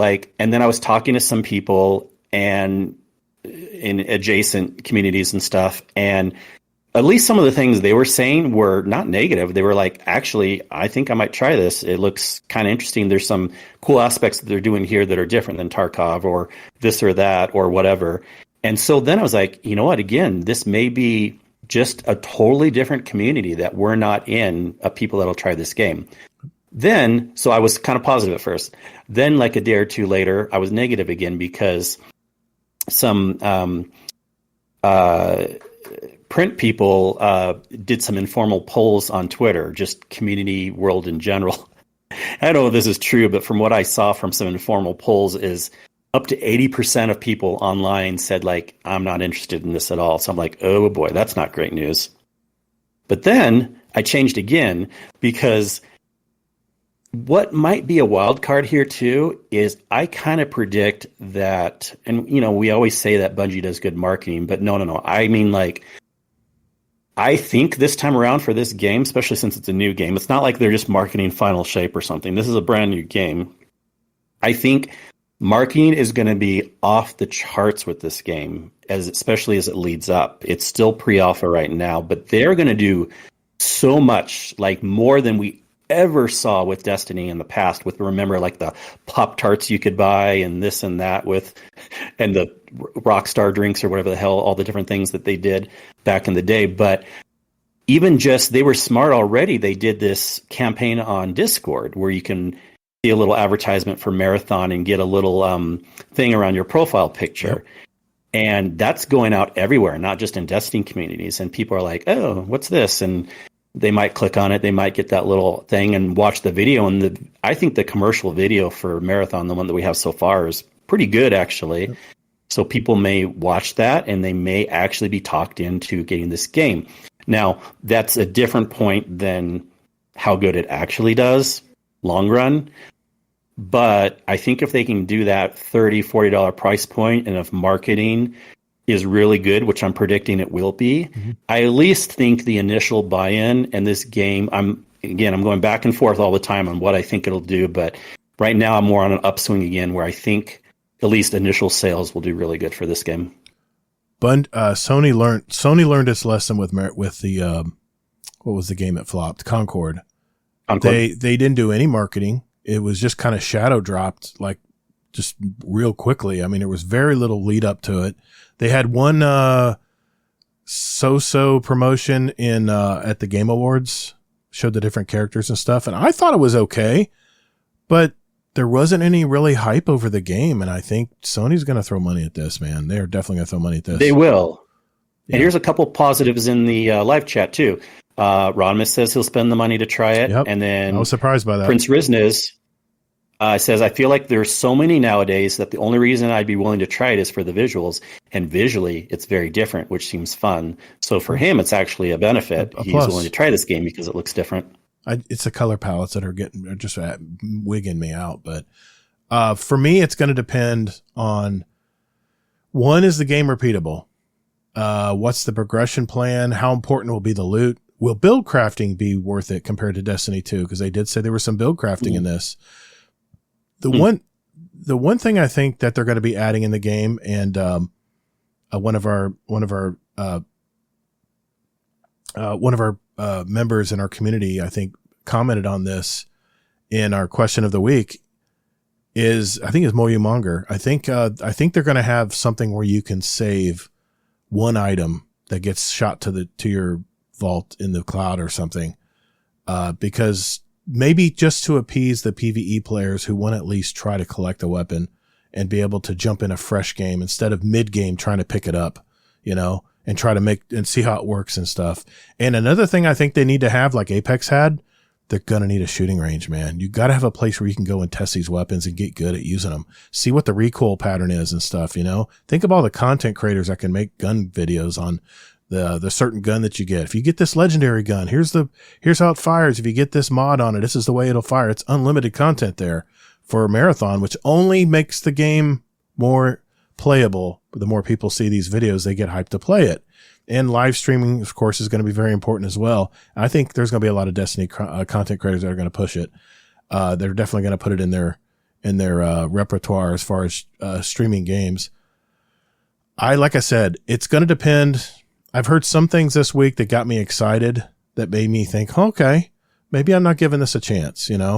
I think Scarrow played it and he talked about a lot of different things that he really enjoyed about it. And he started talking about aspects of the game that they didn't mention in the live stream. They didn't share enough in the live stream. That's where I'm irritated, because I don't really know what I watched. I really don't know what I watched. All I watched was a dimly lit extraction shooter, and I learned about the different characters briefly, but I don't know what, I don't have a big enough picture. And I think that's why 62% of the people said I might be interested in playing this. Well, but I don't know enough yet. It's too early. It's not even for sale yet, so it doesn't even matter that they haven't shown us enough stuff yet. Like I think we're jumping the gun, obviously, and we love talking about this stuff because it's the topics. Yeah. But to answer your question, do I think it's gonna last? I think I wonder. It's two-part. How do you think it'll do for initial? How do you think it'll last? Because I don't think it'll last, but I think it'll do good for initial. That's my prediction. I think initially it'll get a pretty good hit, because they're going to promote the hell out of it. And let's face it, with Bungie slapping their name on it, there's still a little bit amount of trust from Bungie players that think Bungie's going to make a great game. I think the PvE players are going to try it and probably peace out. I think they could possibly even get, I'm guessing, $500,000 the first week. And then I think it'll go back down to probably maybe a little higher than our average numbers every week with Trials of Osiris, maybe 30, 40K once the game is established. And the question is that enough for Bungie? Because let's face it, man, they really weren't aiming at PvE players here. They're aiming at PvP. They're aiming at us Crucible players. And I'll tell you what, that's only 10% of the player base that plays Crucible, or even less that plays Trials. Probably 5% play Trials. If I was to guess, I bet you my numbers are pretty close. And again, on that. This isn't just for Destiny players. I guarantee you there's going to be a lot of people buying this game that have never even touched Destiny or stepped away from Destiny. It could be a gateway, not a gateway drug, but a gateway game for people to find out about Destiny. Because face it, I doubt that. I don't know, man. I was a Call of Duty player, and I was so tired of Call of Duty and all the toxicity. And when I saw this beautiful looking game in 2013 at the game, at the, what was then called something else, I was sold, man. Day one. If they like Marathon, they'll hop over to Destiny PvP and be like, "What's this shit?" Maybe. I don't know. It's a totally different game than regular Crucible is. But I think for people who don't like extraction shooters, they can always fall back and play the Crucible. That's Crucible. True. It may even bump Crucible numbers a little bit. It may be for people who are like, well, I love this feel of these guns, but maybe I just don't like extraction shooters. So let's maybe try the arena shooter part of it in Destiny 2. And I'm pretty sure that's a pretty low bar to get into. Well, it's still free to I just play. challenge you to think bigger. Don't just think of it in a Destiny point of view, because they don't want to either. They want to make more money. If they were only selling to Destiny players, they're already screwed. So hopefully bigger point of view is what's more important. I think they could have, I think they could have showed a lot more during that live stream, and we would have gotten even more excited, but they didn't show enough of the game systems And, Destiny did that. Destiny showed how a person was wandering through a patrol zone and said, "Oh, there's some friends over there jumping over." They showed part of how the game comes about. And another challenge they have is, how do you explain a PvP game when you don't have cutscenes, when you don't have anything really to beautifully to show people? All you can show is gameplay. Yeah. And let's face it, watching people go around and shoot each other, that's not really exciting unless you're there shooting the gun.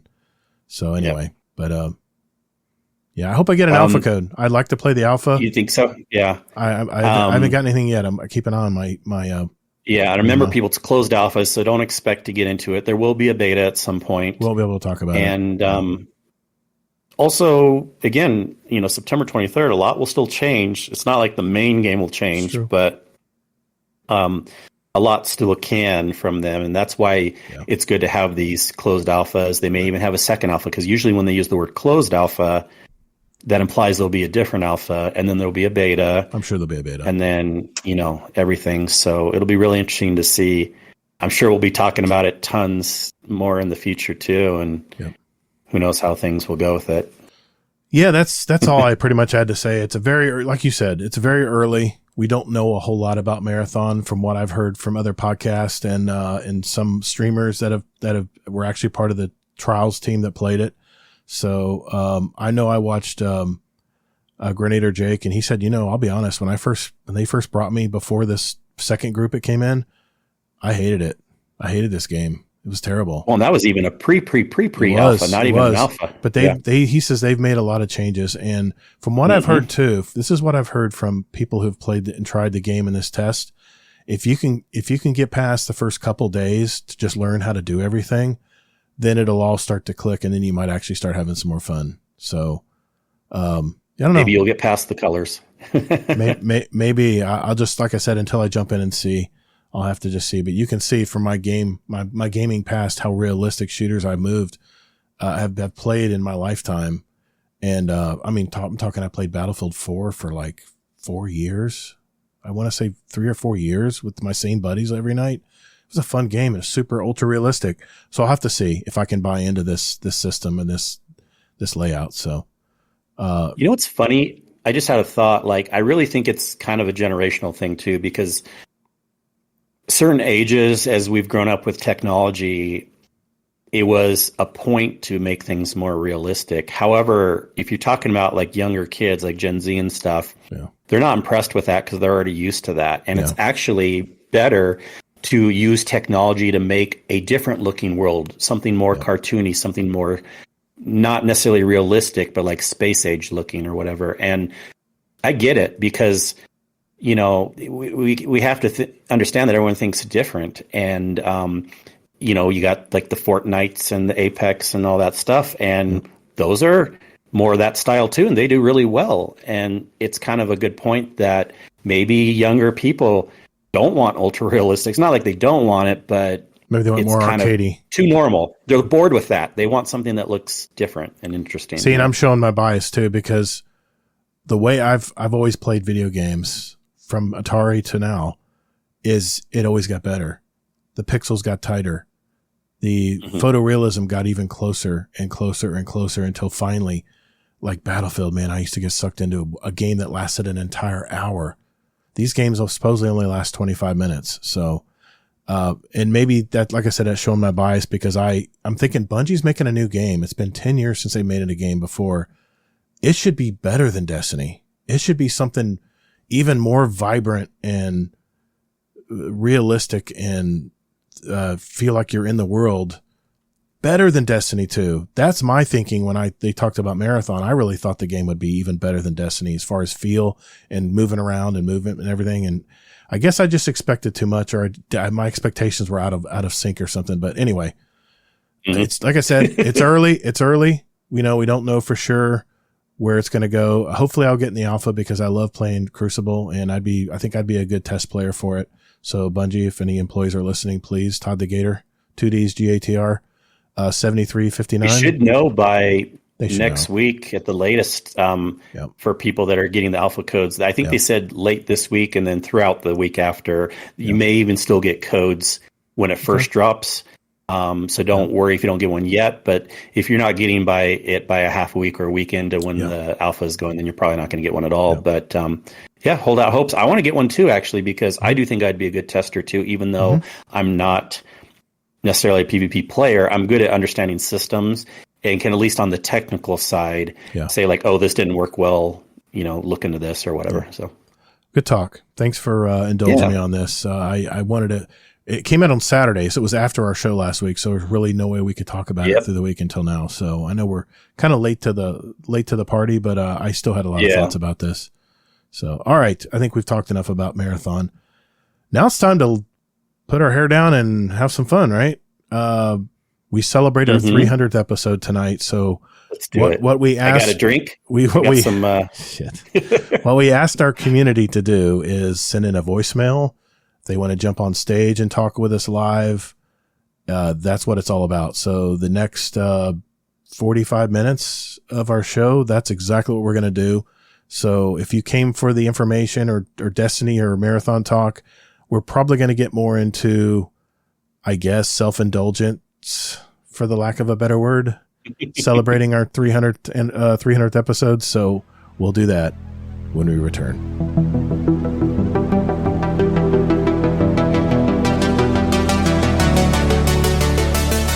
Hey Guardians, would you like to send a question for the show to us? There are 4 ways to do it. First, you can join our Discord server at discord.gg/GuardianDowncast. There's also a join link in our show notes down below. We have Guardians from all walks of life and all over the world, from new lights to day one players to hardcore gamers. There's also a channel labeled Podcast Questions where you can type in your question for the show. So come hang out with us. You can also email us with your question at guardiandowncast@gmail.com, or we also occasionally post about our upcoming show and guest, and you can respond there with your question at Guardian_D_cast is our X handle.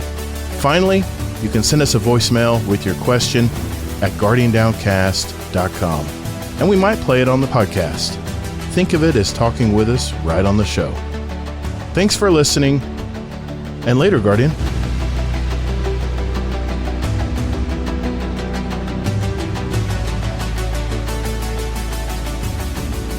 Okay, it's that time of our show. We will get questions from our community. We'll get them from our live chat. We'll get them if anyone wants to come up on the stage and talk with us. But we are celebrating our 300th episode. I never thought I would ever get to 300 episodes podcasting. This is a big stretch for me as my first podcast ever that we started back in July of 2019. It started out with Easy and Hazelnut and myself. We were a podcast that was tied to a dad gaming podcast, and they called it quits. It was called the my freaking memory. Oh, what was that one? Yeah, they changed it. They changed it to Dad's Tales. Used to be Dad's point, Tales. Right? They changed it to the Distinguished Gentleman. And I adored those guys, man. When I first caught on to that podcast, I went back and listened to all 50 of their back episodes before I finally caught up. I wanted to know more about these guys and stuff. And then there was a gentleman named AKA Gear Dad who actually started a podcast where he would interview community members. Yeah, it was Jay. And he would interview community members from the community. And I said, man, what a concept. We talk with each other in the Discord all the time, but we never know their story. And Jay, of course, had to let his podcast go as well. And it just was, the timing was just right. The Dad's Tales community was wanting myself and Hazelnut and Easy to carry the stick and keep it going. But we weren't, that wasn't our podcast. So we had to start a new podcast. So in July of 2019, we started this Discord. I just got my 5-year badge, in fact, for Nitro, because our Patreon members and myself actually contribute to boosting the server, so we can get all these extra little benefits and stuff. But that's where we came from, and here we are celebrating our 300th episode. And so I'm going to play a voicemail, and then if anyone wants to speak on stage, just raise your hand. And Kingsley will find you. And we're just going to go down the list here, okay? I'm going to start with Fluffy Fingers MD. He's from the Potato Thumbs podcast. Longtime friends of the show. They're actually been podcasting longer than us. They're part of the OG guys from Dad's Tales. Mm-hmm. So here we go. We're going to hear Fluffy's message. Here we go. Who's this for again? Oh, for Gator. Yeah, man, I like RNG Gator. We can do. Oh, other Gator. Okay. Yeah, that's right. He runs the show. Okay, Gator, ToddtheGatr. You have become a beautiful young man, and we are so proud of you and your accomplishments in recording Barely a Destiny. Oh, no, it's not Barely a Destiny show. What is it? Guardian Hub? No, not Guardian Hub.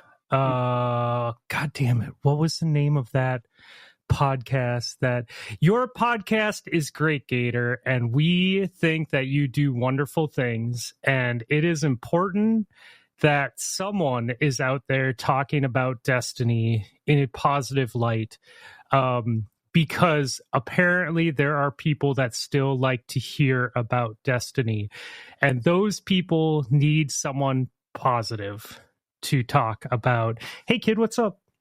Oh yeah, no, I'm leaving a voicemail for Gator. Yeah, he's the one that lives in Florida that kills the bugs. No, don't cry. No, it's okay. They're bad bugs that he killed. Don't be okay. Jesus, now we have a whole nother thing going on. All right, well, kiddo, don't worry. He kills the bugs that are bad, that are inside people's houses and sometimes outside people's houses.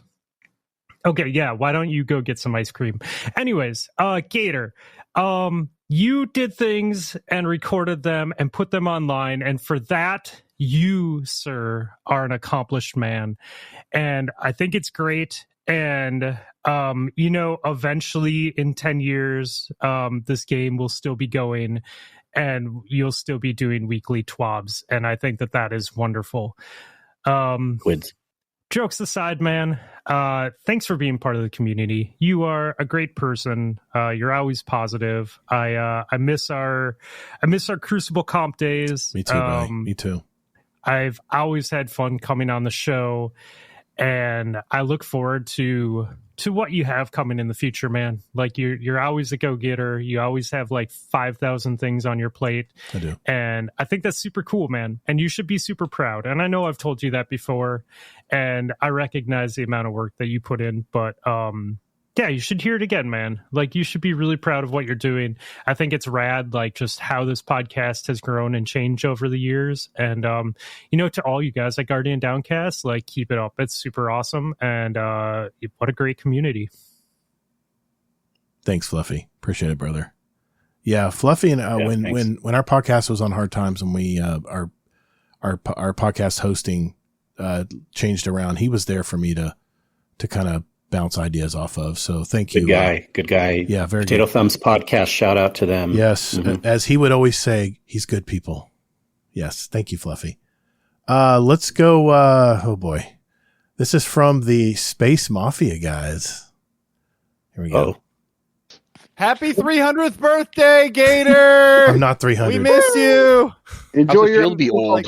Feel somewhat towards you. I don't know if love's the right word. Love you, buddy. Congratulations on 300 episodes, Gator. Enjoy your Destiny content. We do listen once in a while when we have time, but congrats on 300. Woo. Congrats on 300, Gator. I already said my line. Oh, that's me. That's me. Congrats on 300, Gator. That's sweet, man. We're doing great. We're so good at this. Thanks, guys. The guys at Space Mafia are really good guys. They actually started in our Discord and branched off and started their own podcast, and they're still going at it, man. And Rodimus is, I think Rodimus is still the head podcaster over there. I think he tries to wrangle all those guys in. God bless Rodimus you, man. is in the live chat. Yes. Tonight he's had some comments. Yeah, and definitely shout out. The name of that podcast is DPS Dudes Playing Stuff. Absolutely. Another great podcast in the community group. I was just going to say that. So yeah, great guys. It's just dudes playing stuff, man. And they talk about all kinds of different things. And he has his patented top 10 lists at the end of every show, which I always love. Oh, yeah. I always like Definitely those. check that out, if anything, for that reason. He still won't tell me where he gets those top 10s, but okay, I'll figure it out. Okay, this is Heyoka. This is one of our UK members. He's actually coordinating the UK meetup. I'm going to be over there in mid-June. So let's listen to Heyoka. Hey Todd, it's Heyoka from the UK. Congratulations, mate. 300 episodes. That's pretty amazing. And of course, thank you to your co-hosts over the years. What you've created here has very real consequences, not just for gamers, but for those of us seeking friendship with like-minded people. Joining GDC has made my life richer and far more interesting, and I shall always be grateful to you for that. GDC gave me opportunities to learn from some incredible gamers, but more importantly, I've been accepted as an older gamer, even when I have senior moments in-game and the roasting this generates. It's from GDC that we've been able to build the Crota's End pub, Brit called, for those of us across the pond who struggle to stay up late to game with our North American friends such as yourself. Exactly. As the landlord of the Crota's End pub, it's been important to me that we remain connected to our roots and we wear the GDC2 clan badge with pride and show it the respect it needs. Without GDC, there would not have been 10 Guardians drinking beer together just before Christmas, toasting you for being the catalyst that brought us together and allowing us the pleasure of meeting the legendary Uncle Scumdeath. All being well, we also look forward to meeting you, Todd, in a few weeks' time. You've adapted over time and you've never been afraid of trying new things, but please stay true to GDC's soul. Keep the message clear. It needs to stay interested in our stories, provide us with our community, and allow us to find our own destinies. I can only say thank you for what you've created and where it has led for us all. Congratulations, my friend. You're an inspiration to us all. And here's to the next 300 episodes. Yeah, I cannot wait to have a beer. Didn't agree to 600 total? No, just kidding. I love that comment, though. I cannot wait to have a beer with that guy. He actually, just for the full disclosure here, he bribed me with elbow tickets. It's in an arboretum. I mean, it's an outdoor concert in the UK. And he said, these are yours if you can make it here. And that started the wheels turning. And I somehow convinced my wife that we could make a vacation out of it. So, yeah, thank you, Heyoka. Good on you, brother. Thank you, Heyoka. Can't wait to talk with you. And he came up with that motto, which is amazing, right? He did. We had a contest because we didn't even know what Guardian Down was. We never really knew what is our show about. We never had a tagline. I mean, are we an entertainment podcast? Are we talking about Destiny only, or are we all about guests, or what are we doing here? And I said, I just threw it out there. I said, let's come up with a slogan contest. And Heyoka is definitely a wordsmith, and I love that saying because it just that little small sentence. It encapsulates exactly what this podcast is all about. It's your community, your stories, your community, your destiny. I mean, that's succinct as it gets. So, good tagline, I have to admit. Yeah, was very good, very good. Speaking of the Potato Thumbs podcast, Admiral Nips sent one in for us. Hello, Guardian Downcast. Congratulations on 300 episodes. Fluffy and I from Potato Thumbs just wanted to stop in and say hi, and we're really proud of the community you've built. Right, Fluffy? Damn right it's a fine community. I really appreciate all the work you put in over the years, Todd, making it an entertaining show to engage the listeners. What's that, Derek? All right, Fluffy, you make some good points about rage bait, but I choose to believe that the S9 predictions were not bait, but a deep hope for something special. In spite of yelling at the dashboard sometimes while listening, I still love the show and wish you guys nothing but the best. Here's to another 300 episodes. Right, Fluffy? Wow. Rude. His mic was submit off. Rude. Thanks, Rob. Appreciate you, man. Seriously, thanks. They've been both Derek and Rob have been close friends for a long time. So thank you for that, gentlemen. Okay. Well, I'll still keep playing some. We'll just keep. Yeah, playing. if anyone wants to talk in the Discord, but no worries, we can bring you in for anything you want to say. But we have a lot of great voicemails, I know, so you can keep those coming too. I'll just keep playing them here. I mean, we send it out to the community. If you can't make the live show, jump in. We do have one if we want to bring in now, or do a voicemail first.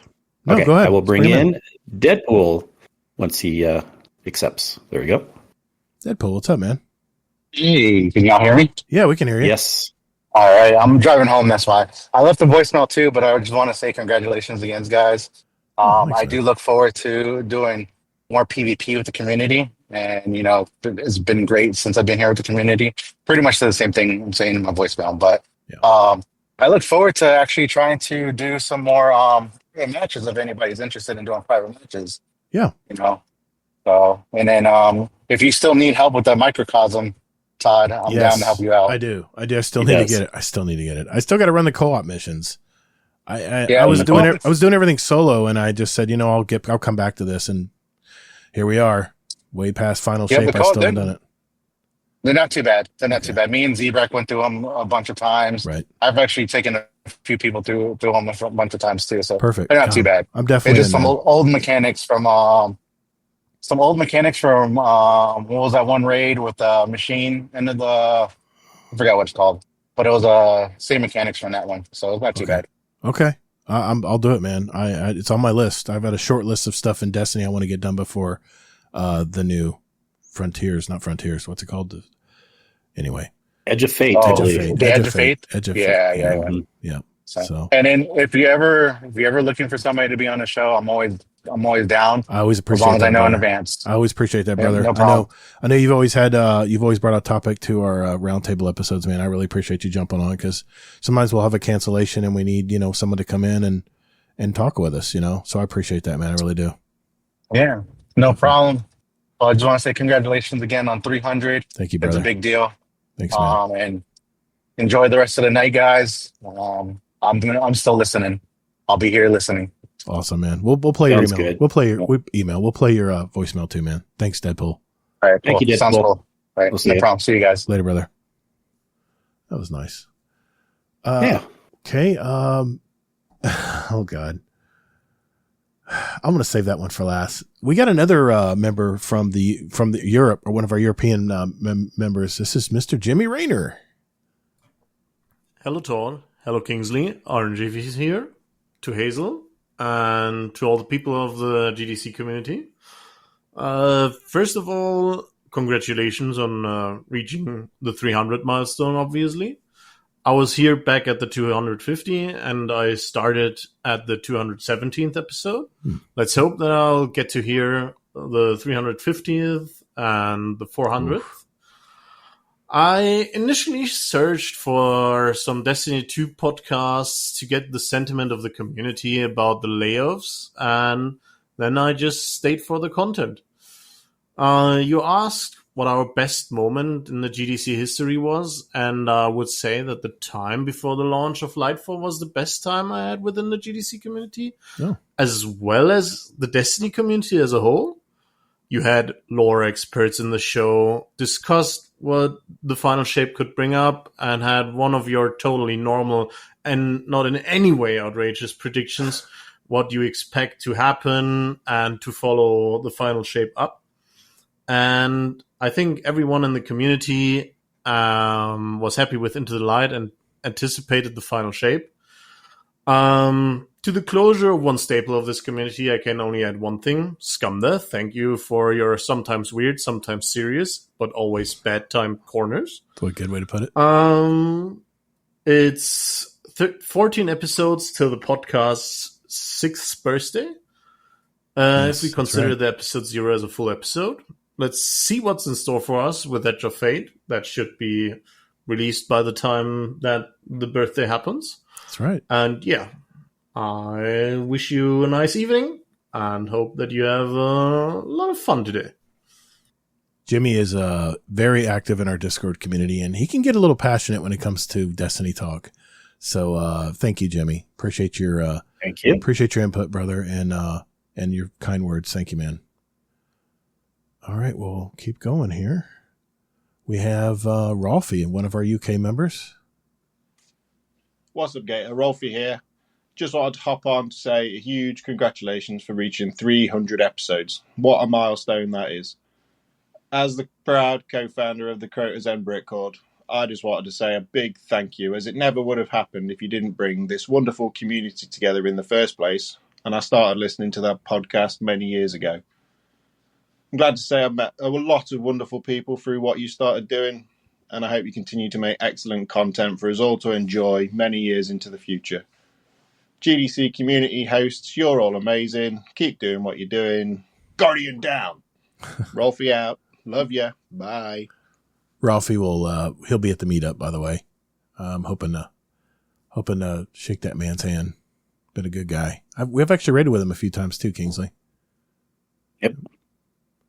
All right. Zombie Pops wants to come on. We'll go ahead and bring him on the stage. You're gonna have to do it. I was looking away for a second, but you got that one. I don't know what button to press. Invite to speak. There we go. Oh yeah. Sorry, I just got back to it, but you got it. Sorry. There. Zombie, can you hear us? Can you hear me? What's up, Todd? Hello. Hey, I just want to say congrats. Thanks, man. This man was on vacation, hauled ass home so he could catch our live show, man. Thank you for that. It was nice. It was only 8 hours. Well, about 9 hours. Count traffic. But. Did you have a good time? Yeah, it was great. Excellent. Just wanted to say, since I discovered this podcast, it's always a highlight of my week listening to. Thanks, man. It's quite the community you've built up by accident. You and all your predecessors and stuff. So yeah, by accident. I mean, yeah, it just came together. I mean, I wish I could say I did something, but people just showed up, man. It's a great thing. Yeah, people did. Yep. And they like it. We're as long as we're still entertaining. I mean, I'll keep doing it. I still have a passion for the Destiny games. So, and I think Kingsley does too. So that's kind of the reason why we're still here doing it. So, yep. Well, like I said, I appreciate it. Thanks, man. Appreciate you, brother. Thank you so much. You're awesome. He's a fellow exterminator, but he kills the carpenter bees up in North Carolina instead. They're probably buzzing like crazy right now. I bet. Probably. I'm dreading Monday. Yeah, I bet. What do you do? Job's a job, man. Yeah. Yep. Exactly. All right. We'll holler at y'all later. Good seeing you, brother. Thanks, Thank you. Have a good one. You too. Awesome. Let's play another email here. This is, speaking of which, Uncle Scumdeath. Hello, Scumdeath here. And a massive congratulations to the GDC. 300 episodes. Oh, that's awesome. Oh, I'll just say that the amount of people you've brought in using your podcast into this whole community and to play this game and other games is a testament to how good this community is. Does that sound right? Yeah. Oh, I'll tell you what, GDC, I love you all. Thank you very much. Love you. It said on the message that I guess that the interpretation went over my head. It said Scumdeath is pissed. I guess that means he was drunk in the UK. Yeah, so. Drunk, not. Yeah. Thanks, Scumdeath. Yeah, thank you, brother. I'm sure he remembers leaving that message. Yeah. Mm-hmm. I think Rodimus wants to step on the stage. You got that? One? Okay. Yep, got it. If you're ready. Mm-hmm. And then, here What's you up, go. Rodimus? What's up, man? Yep. Thanks for your message, man. That caught me off guard when you guys all sent that. Did you guys record that after the show on Tuesday? We did. Nice, man. Thank you for that. That was nice. I just want to say congrats on 300. Honestly, without you, I never would have podcasted. So, congrats to you for getting me to do it. So, I miss all you guys. You guys, we used to have some major banter all the time. You guys are troublemakers, let me tell you. But I love that you cause trouble once in a while. You do. I love that that just the history of we have podcasts and communities that have broken off from GDC that were originally part of GDC, and it's pretty cool to see that. Without you guys, we don't exist. So yeah, these and you could even say without Dad's Tales, Todd wouldn't exist with GDC, right? It's true. It's true. Kind of, yeah. Yep. So, yep. Thanks. Yeah, when you got more stuff going on for Marathon, let me know. I'll come out and talk about it. Yeah, definitely, man. We'll have to see. We'll have to see how successful it is, and if it is something successful that Bungie does well at, and a lot of people are playing it, liking it, we'll probably. I don't know. I'm never closed-minded on podcasting. I'm always listening to what people want to hear. And, we already had one person say, Gator, please do a marathon podcast. Dude, I haven't got an alpha code yet. I don't even know if this is a game I'm even going to enjoy. So, but yeah. I got a show topic for you. Whenever you have a void in your schedule, let me know. I'll make plans to take a Thursday off and come talk to you. Sounds good, man. Yeah, sounds good. Absolutely. I'm going to go back to work here and people. Thank you, Rodimus. Thanks, Rodimus. Congrats, guys, on 300. Appreciate it, brother. All right, let's play one from, oh boy. I'm just going to tell you, watch your speakers, okay? When I do this next one. Yes. Hi, how you doing? I'd like a large pepperoni pizza, extra pepperoni, black olives, of course, some pineapple. We're not doing this. And what would you like? What do you mean it's not the pizza place? Guardian who? Guardian Downcast. What's that? You mean like Destiny the game? Like in this day and age? In this economy?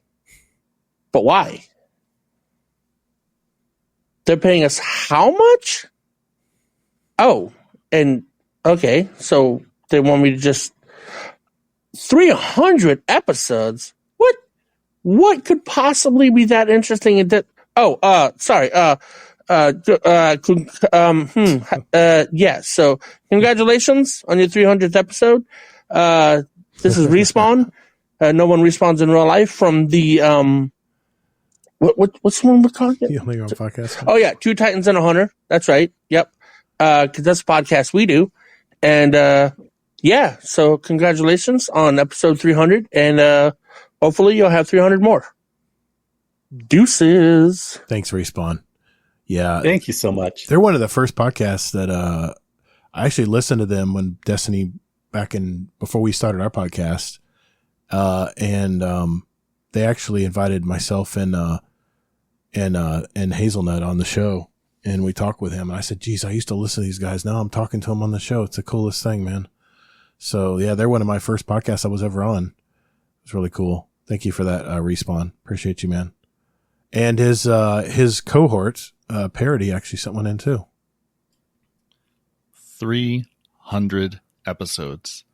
Did you have any idea when you sat down in July of 2019 in a world in the before times that you would be sitting here 6 years later nearly at 300 episodes talking about this beautiful space magic game we love week in and week out, through the ups, the downs, the droughts, the content gluts, and all the changes we've seen through the game and have experienced in lives. 300 episodes. Congratulations, Gator. That's an amazing achievement, an amazing accomplishment. I mean, doing this week in and week out, bringing these guests on, building this community you've built, and sitting down and just being this persistent and this with it. You've been here since the beginning, and I wish you all the best for 300 more. Let's continue to talk about this beautiful game until they turn the servers off. Yep. And even then, exactly, they got to kick us out. We're going to be here when everything shuts down. We're going to be here till the very, very end. Congratulations, Kingsley. Congratulations, Gator. Phenomenal achievements, both of you. Thank you so much for all that you do and this community you've built. You all have a wonderful show, and thank you. Congratulations again. Thank you, Parody. Appreciate you, man. Thank you, Parody. Yeah, if you have not listened to Two Titans and a Hunter, they are just like us. Very positive voice when it comes to Destiny. They're one of the remaining Destiny podcasts out there that does what we do. Except they're probably much more informative when it comes to that TWAB. We tend to highlight all the stuff that we think is important, but if you really want information every week on everything Destiny, the resets, everything, Two Titans and a Hunter, those guys are a lot of fun. Okay, His Royal we got another Highness. Discord if you want. Absolutely, bring him on in. This is all right. If he's available, we have His Royal Highness Prince Rizniz. Your mic is muted. Hello. Yes. Your mic is muted, Riz. I can hear you. I can't hear him. Hold on a sec. Gator's having issues, I think, but I can hear you fine. I got you. Sorry. Okay, as long as it's not something on my end. No, That's no, all I no. care I'm about. sorry. for I'm it, sorry. It was man. on my end. Sorry. Yeah. No, don't stress it. The big 300. I'll say that's quite the accomplishment. And probably my favorite part is, like, 300 is a big number. And if I'm being perfectly honest, that says a lot about you, Todd. You, Kingsley. To be willing to sit with a game for 6 years, and that's just Destiny 2. Y'all did it. Y'all were Destiny 1 as well. Mm-hmm. To sit with the game through up and down, to build a community from the ground up, and to keep going and to want to. That says a lot about you guys. That says a lot about your show and the environment that you bring. And it's super good. I can't put it any other way.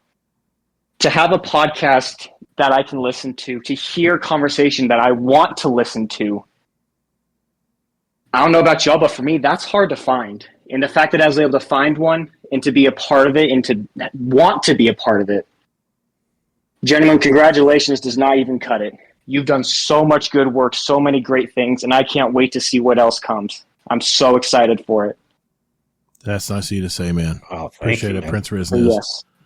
Of course. Congratulations again. Kingsley, I hope the weather where you are is treating you better than Logan, Utah is.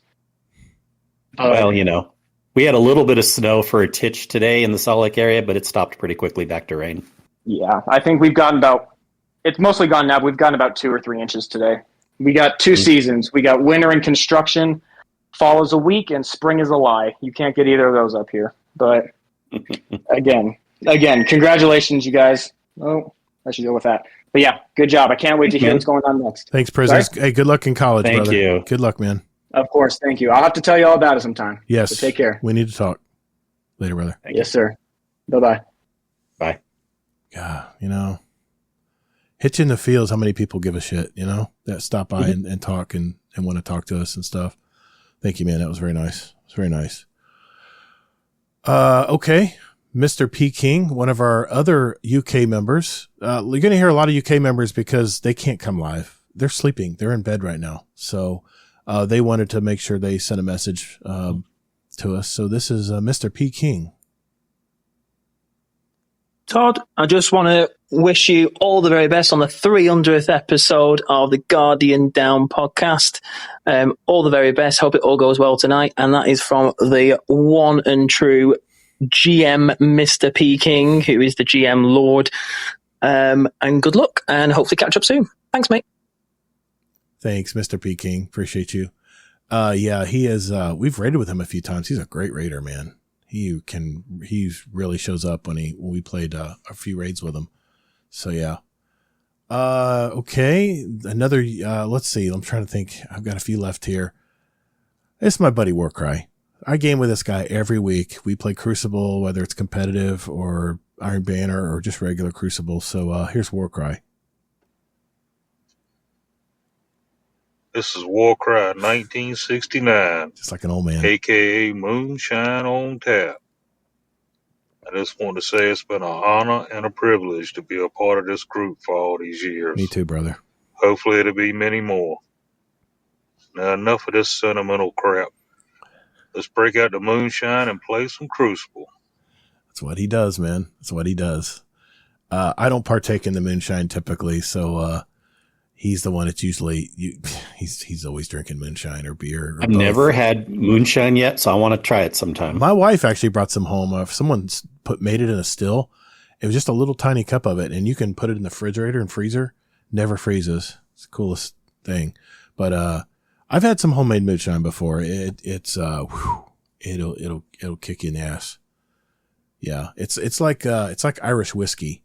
It's so smooth, and all of a sudden you're just drunk. You're falling all over yourself. That's why I got to stay clear of Irish whiskey. Deadpool One Merc. We talked to him earlier. This is just his email, the voicemail he sent in. Hey, how's it going? Deadpool One Merc here. Just want to say congratulations to Todd and Kingsley and the rest of the crew for hitting episode 300. I love all the episodes. Enjoy listening to all of them. I even enjoy listening to my own. Just want to say, I've had fun while I've been here in the community for the time I have been. I look forward to the future and where this Guardian Downcast is going to go. Big props to you guys. Also, I just want to say that I enjoy being part of the Discord, enjoy talking to everybody, having fun with Tut, Zebrak, Cloud, and a few other people that I haven't mentioned, playing Crucible Nights and everything like that. Drunk Crucible Nights. I do look forward to doing some more Crucible Nights with everybody, maybe some more private matches. I know we do a few, and I know people get mad when we do those private matches because some of us outshine some others, especially us hand cannon users. I'm not going to name no names. But other than that, I just want to say congratulations again for episode 300. And I look forward to listening to episode 300 later. I might be joining on the Discord. So I'll talk to you guys later. Have a wonderful day. Yeah, Deadpool 1 Merc is one of our vets. And his story was very moving to me. Really, really got to me. Because he's been really dealing with his PTSD. Because he was in the Gulf War. And I see a lot of our vets that are that are dealing with that, and I don't really know how to help them because I wasn't there. But his story's always stuck in my mind. It's always stuck in my mind as a very touching story. So thank you, Deadpool and Merc. We have one from Golden God. My gosh, I haven't heard from this guy in forever. Here's Golden God. Hey, it's Golden here. It's been a while. It has been a while. I wanted to come celebrate your 300th episode with a good question. The question is, in all those 300 episodes you had, what are some of the best experience and most fun experience you have had, Gator? Let me know. And happy 300. Oh, Golden God. That's a good question, man. What I usually typically do, and I still do it a little bit from time to time, is I like to record little sound bites of our prior guests, something quirky that they said that's memorable. And yeah, it's that's one way I kind of preserve each guest that comes on the show. Admittedly, I've forgotten to do that on some of the later ones here, but man, that's tough because it all just seems like a blur to me when all this got started, and this just shows had its ups and downs, man. And there was times when I was just ready to call it quits, really tough times, and I think probably one of the highlights was when we used to have our live shows before we did live shows. Everybody that would show up and at the end, everyone would throw their camera on and we would just sit there and talk for over an hour about life and what's going on. And Kingsley was part of that too. And it was always a lot of fun. And I always started to learn more and more about people. So that episode, that live GDC community show that we had, or several of them that we had, I always remember those because so much happens after we stop recording that we hear about. So another message from Zuby. This is another one of our UK members across the pond. Hello, Todd. Zuby here. I just wanted to congratulate you on 300 episodes, my friend. What an accomplishment.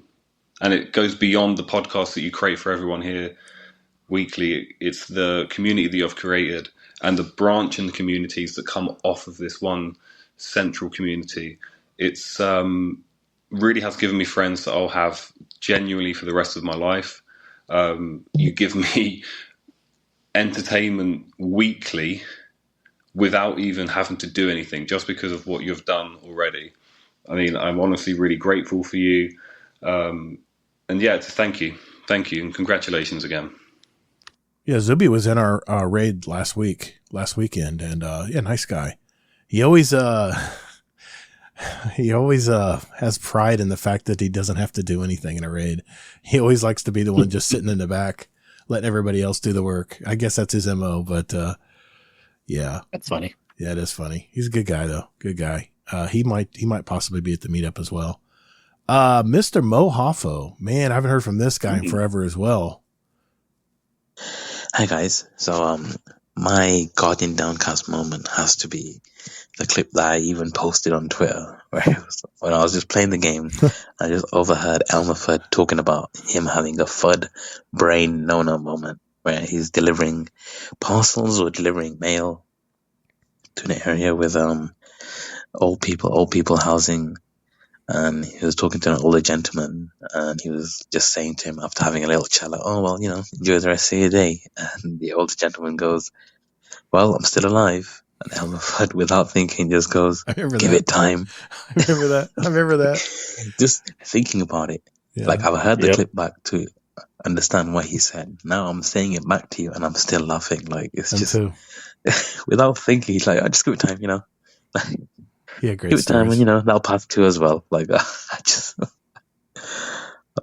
It's moments like that, like inviting guests of every guest that's come on the show, all their like backstory or just something fun that happened in the day or something that happened maybe like a few weeks ago or a memory that they recall. Like I think Kingsley in a recent episode was talking something about like him being at Disney World. I'm sorry, my brain is dead. My brain is Disney doing World. no right Disney now. World is But Florida. it's something about like how he was in charge of a ride and like Disneyland. He may have done something where it's like a reset and then like the actual ride derailed off the track or something like that. It's like, like this is like why I like the podcast, and it's just so many like it's just out of nowhere. You just have a funny moment that just comes up, and that's why I still listen to every episode every week. Like I'm not playing the game, but you're fine. Who cares about that? Like the podcast is fun.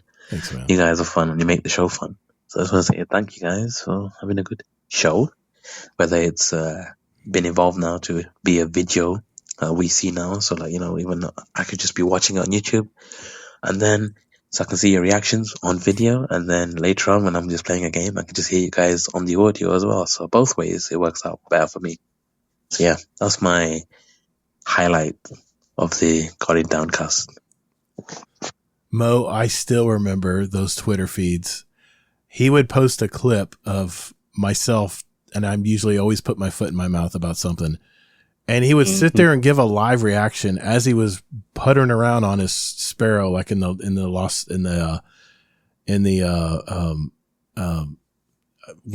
the Destiny worlds, and just sitting there putting around doing, I don't know, patrols or maybe a mission or something. And he would always sit there and react in live time, and he would post that on Twitter. And I always got so much fun out of that. I really miss you doing those, man, Mohafo. I really do, man. But we had him on our show. I tell you what really surprised me with Mo is he was much younger than he sounds. He is much younger than he sounds. I think he was, when he came on our show, I think he was 18 or 20. And my God, he sounded like he was like in his mid 20s to late 20s. He has a very, very mature voice, but we were surprised when we saw him when he threw his camera on. I'm like, oh, that's you, Mo? Damn. I didn't realize how young you are, man. So everyone's voice is different, I guess. But yeah, good times, man. Good times. I got two left. One is anonymous. It says, don't pre-listen, just play. Why am I terrified right now? But I'm going to just roll the dice, and I'll mute it if it's something obscene. I'll literally just stop it. But here we go. Where am I? Hades. What's happening? It's Hades. I'm somewhere. Our Welsh brother. Hello? Is there anyone here? Hello? Anyone? What does that say on the wall there? That might help. Speak pipe. Mm-hmm. Speak pipe. Mm-hmm. That's what it is. That's Where do I know that from? That's what you're talking on right now. It's tiny right underneath it.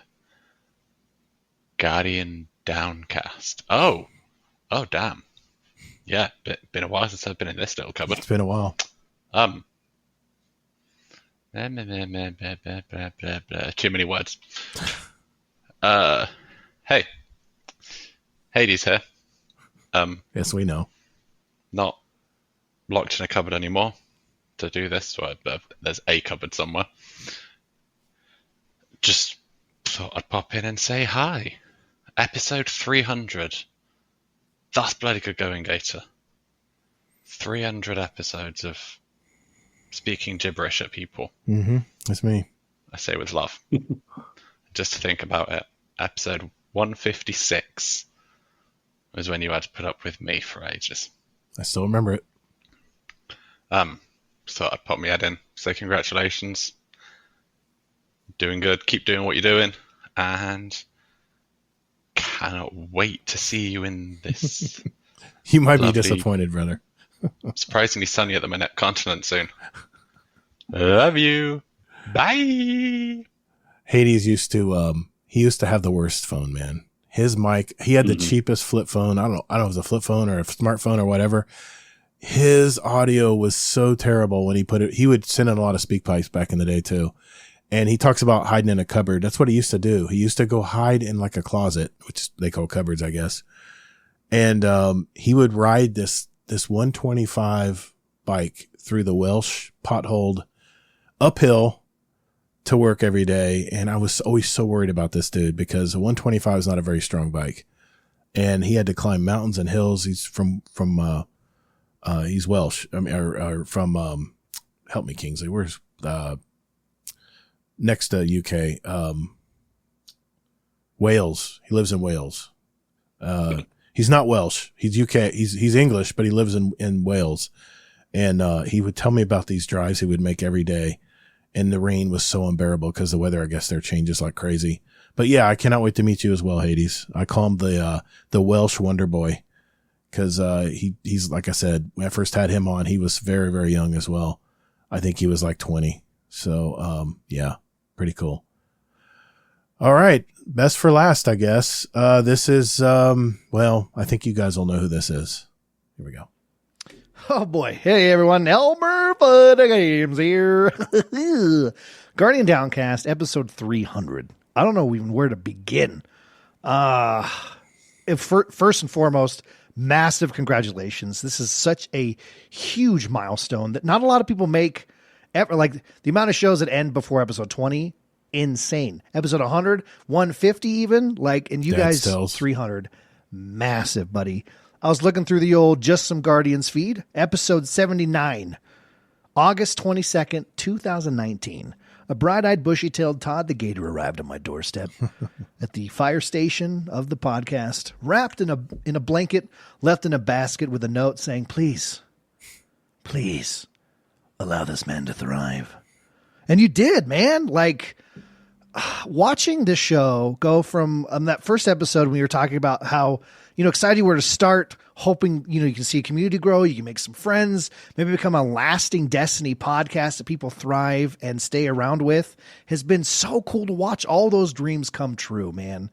And your ability, like, whether it's positive, negative, the ebbs and flows, ups and downs of the game, the community, podcast hosts themselves, your ability to flawlessly pivot a new direction to keep things flowing has been incredible, man.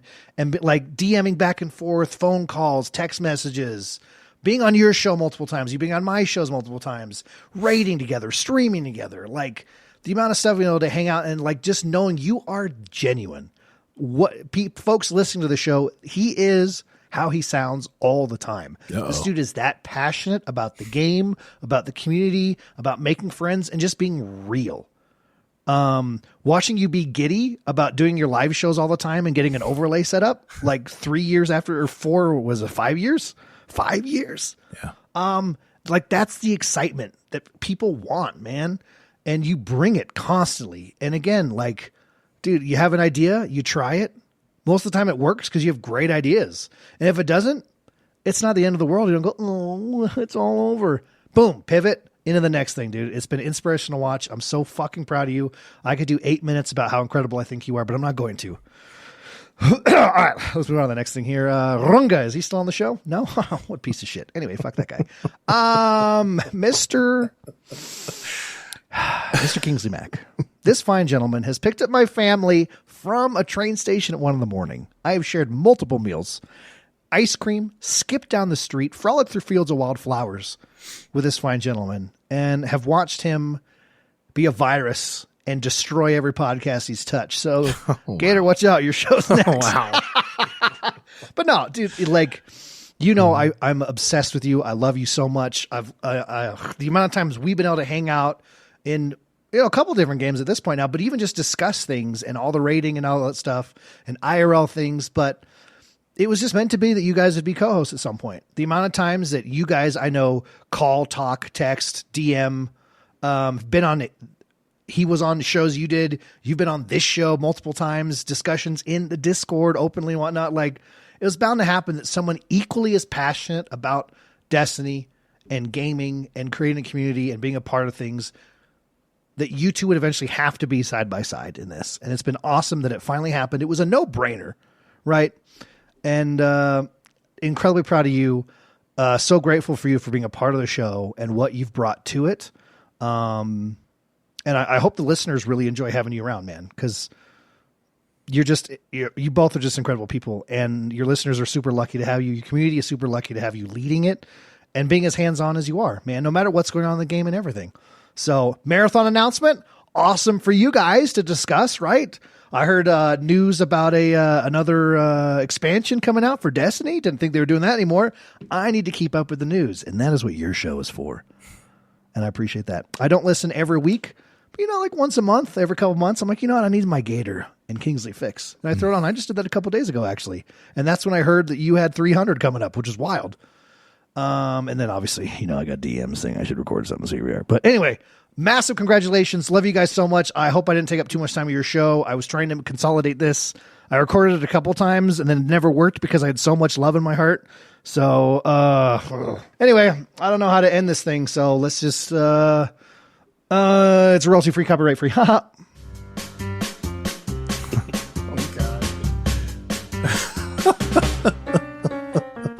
Guardian Downcast, episode 300. Don't you know you wanna listen to them and get the info you need?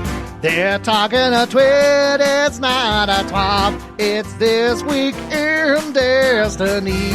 It's Destiny 2 and Destiny. You don't gotta say Destiny 1.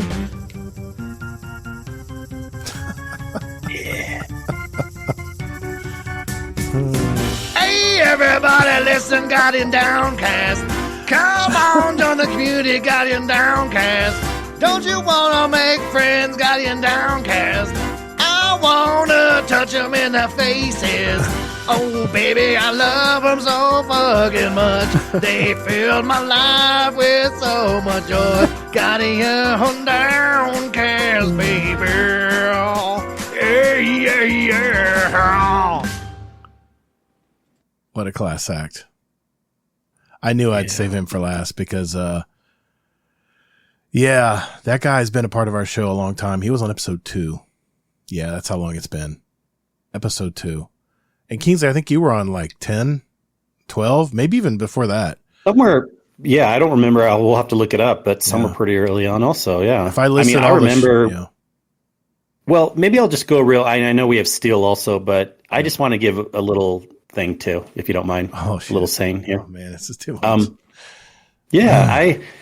Look, this is awesome. All the communities are great, and I really love being here now because, I always liked talking about Destiny and giving information and stuff like that, and that's why I started a podcast. I've been a guest on other podcasts in the past, that's why Fudd jokes about that. There was another one, a podcast that I wasn't in charge of, but people had going, and I was a semi-guest on that show, and it was called the Hoot Dog Podcast. I remember Hoot Dog. Yeah, I actually had him on the show too.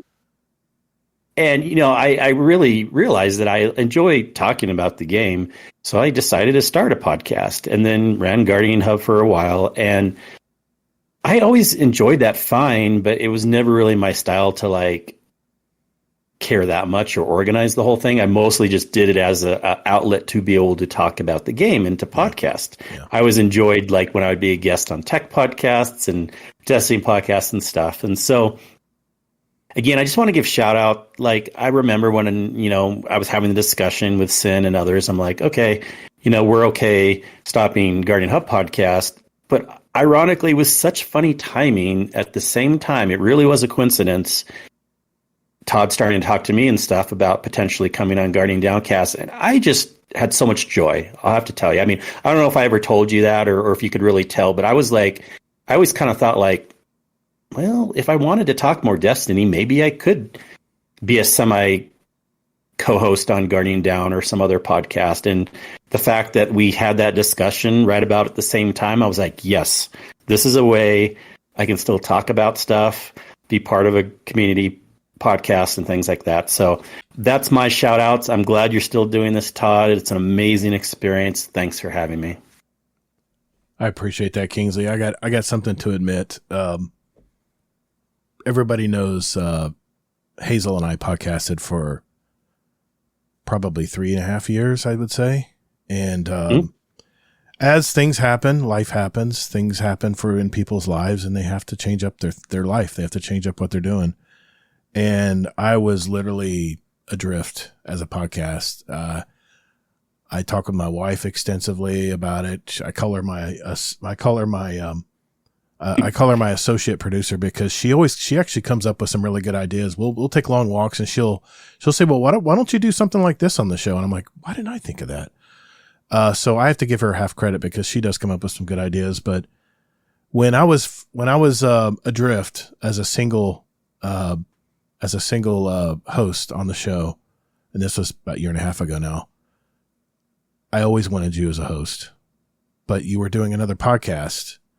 And I was like, damn, if only something intervened where I could ask him to be on the show. And it just, the timing, like you said, the timing was just, maybe it was predetermined. I don't know. But, I always enjoyed your conversations on Guardian Hub. I listened to Guardian Hub. Guardian Hub was probably my number 2 podcast I listened to every week without fail, because you guys are real about it. You guys would just sit there and just start talking about Destiny, and you always had very well constructed arguments. And I was like, damn, I want him on my show. I want him to do that stuff on my show, because it just synced. I mean, it made perfect sense. And, hey, Sit Daddy Fresh, another OG here, another one of our veterans, in the chat. Thank you, brother. Thank you on the congrats. Appreciate that. But I had you in mind from the beginning. And actually I had RNG in mind at the beginning as well. I wanted both of you guys on the show because RNG was always the one that was going to be the outside in. He was going to be the guy who doesn't play a lot of Destiny and always would give us outside views on what we were talking about, whatever topic it was every week. I always liked that outside in approach. But, with RNG, he lost love in the game. And hey, man, that happens, man. He plays a lot of other games and stuff. And like I said, he always has a seat here whenever he wants to come on a round table or something where he wants to talk about something in gaming. I still consider him our third host. He just is on vacation right now. But I always had both of you in mind when I wanted to put this podcast back together, and it just worked out. I remember talking with you on a voice chat and just in a private DM in the Discord. And I was so happy to hear when you don't get excited very often. And you were like, oh my gosh, I was just thinking that myself. I said, because I didn't know if you knew this, but we're going to be stopping Guardian Hub. And I'm like, what? And at the time I was going to try to see if you could even moonlight and just come and be a guest host with a possibility of being a permanent host. And I didn't even. I was going to reach out to you too. I really was, because I was going to let you know the news. You found out the news a little early, actually, when we talked, and I was going to be like, "Okay, we're not going to be doing this anymore. If you need a semi-regular host," so I was going to reach out to you too. So it was just perfect. It just worked out, and we've met in real life. I've met your wife. You've met my wife, and we went out to dinner and stuff. I wish I could have done something more, but unfortunately, we were there on vacation, and you know how it is with the misses. They don't get the gaming communities, and you don't want them to feel uncomfortable. And, I try to, and when we go to UK, I'm going to have to figure out how I can keep her busy doing something, because her hanging around a bunch of dudes drinking beer and pizza is probably not her idea of a fun day. So, but I'm looking so forward to meeting those guys and having fun with them. But, the thing is, you gave us the best advice when we were in Utah at that time. Bryce Canyon. What a find. What a find. That was the highlight of our trip. I don't know if you knew that. We hiked in on that 9-hour hike. We hiked in 4.5 hours to get to the cavern at the end in Bryce Canyon and then hike back out. That was a highlight of my life, man. That trip was fantastic. Awesome. And that you had recommended to us. And man, Utah, what a beautiful place to live. Man, talk about mountains. But, like I said, we had met in real life, and, I know we probably live totally different lives, but the one thing we do share is we both still love to play Destiny. And, you know, when I say, hey, we're going to raid this Saturday, you're like, absolutely, we're going to. I'll get it all set up. I'm like, hell yeah.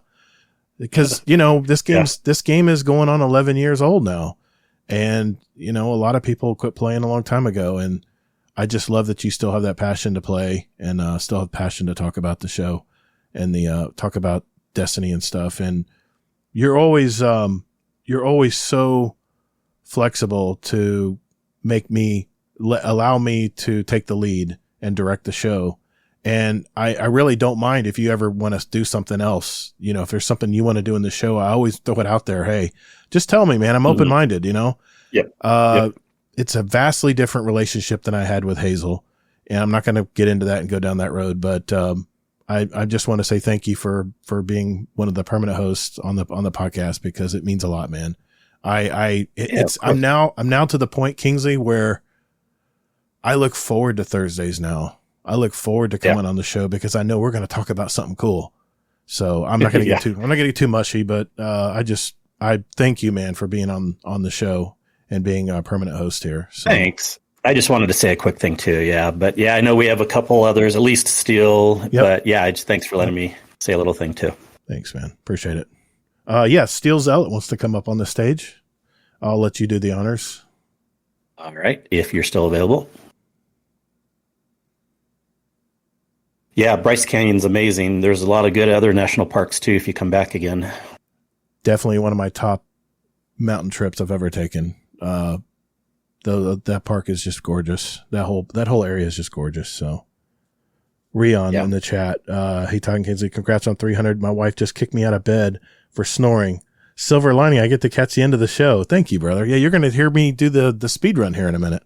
So, yeah, I don't know if that'll be cool or not, but we'll see. Steel Zealot. Hey, we got Steel. Hey, can you guys hear me? Yeah, we can hear you, man. What's up, brother? What you up to? Okay. Just finished dinner, smoked a tri-tip. I feel the food coma setting in right now, so I'm going to have to make this quick. Okay. You guys have had me on the show. It's been a blast both times. 252, that's where I came into the community. Mm-hmm. Big lore episode. I'm a huge lore nerd. I got a lot of information. That's always been like my love for the game. With joining the community, if you guys hadn't had started the community, I would have never gotten things done that I wanted to get done. A lot of raids that the community's helped me through or that I've joined to help out with. I've never played so much PvP and had fun. Like, PvP has always been my crutch because I mean, a good portion of the people know in the community, when I game, I drink. That's just me, but we know. I've raided with you a few times, Steel. Yeah. Those raid nights and those PvP nights, they're just so much fun. Yeah, and I enjoy it. And that I wouldn't be able to experience that if you know, the community that you have grown wasn't there. And I just wanted to say I appreciate it. Thank you, man. We appreciate you for being on the show. Thank you so much. Yeah, we appreciate sharing your story with us. This is an Idaho man here. So yeah, he's probably quite a bit. It's probably a lot earlier over there in Idaho right now. So yeah, 9:35. Yeah, right you eat dinner late like I do. At least I used to. Oh, yeah. I ate about an hour ago, but I gotta be heading out here in a minute because, you know, getting to work at 5 a.m. it's coming. I hear you, brother. I hear you. Well, hey, thanks for stopping on, man. Stopping and saying hi to us. It means a lot, man, that you showed up. It really did. Yep. For sure. Again, thanks for having me. Absolutely. I'll probably end up listening to the rest of this when it comes out. Sure. No worries, brother. But You guys have a good night. Thanks, Steele. See you. Get some sleep, brother. Yeah, I wanted to mention too, Grackle was in our chat, in our Discord. He said lots of good stuff being said. 3 cheers for GDC community and Thank for you, Gator Grackle. and Kingsley for steering the ship. Thank you, Grackle. You've always been a Thank you so long-time much. friend as well, man. Always supported the show, always helped and jumped in. And spoiler alert, he might be on a future show soon. I'll leave it at that. Thank you, brother. Appreciate you. Well, if anybody has anything else, that's all I've got for the show. Before we go tonight, Kingsley Mack has been chomping at the bit to run me through my own contest, which is the SpeedRun. This is where 1,000 questions were submitted from our community over the last 6 years. And I gave him the entire list, and he's come up with questions to ask. Meticulously went through them to pick 45 questions that hopefully you'll like enough. Well, I'll let you do the honors, man. Go for it. All right. Okay, are you ready? Yeah, there's no timer, but have fun with this. All right. Coffee or tea? Oh, sorry. I'll answer as quick as I can and go from there. But coffee or tea, I would say I like both. But I'm definitely coffee first.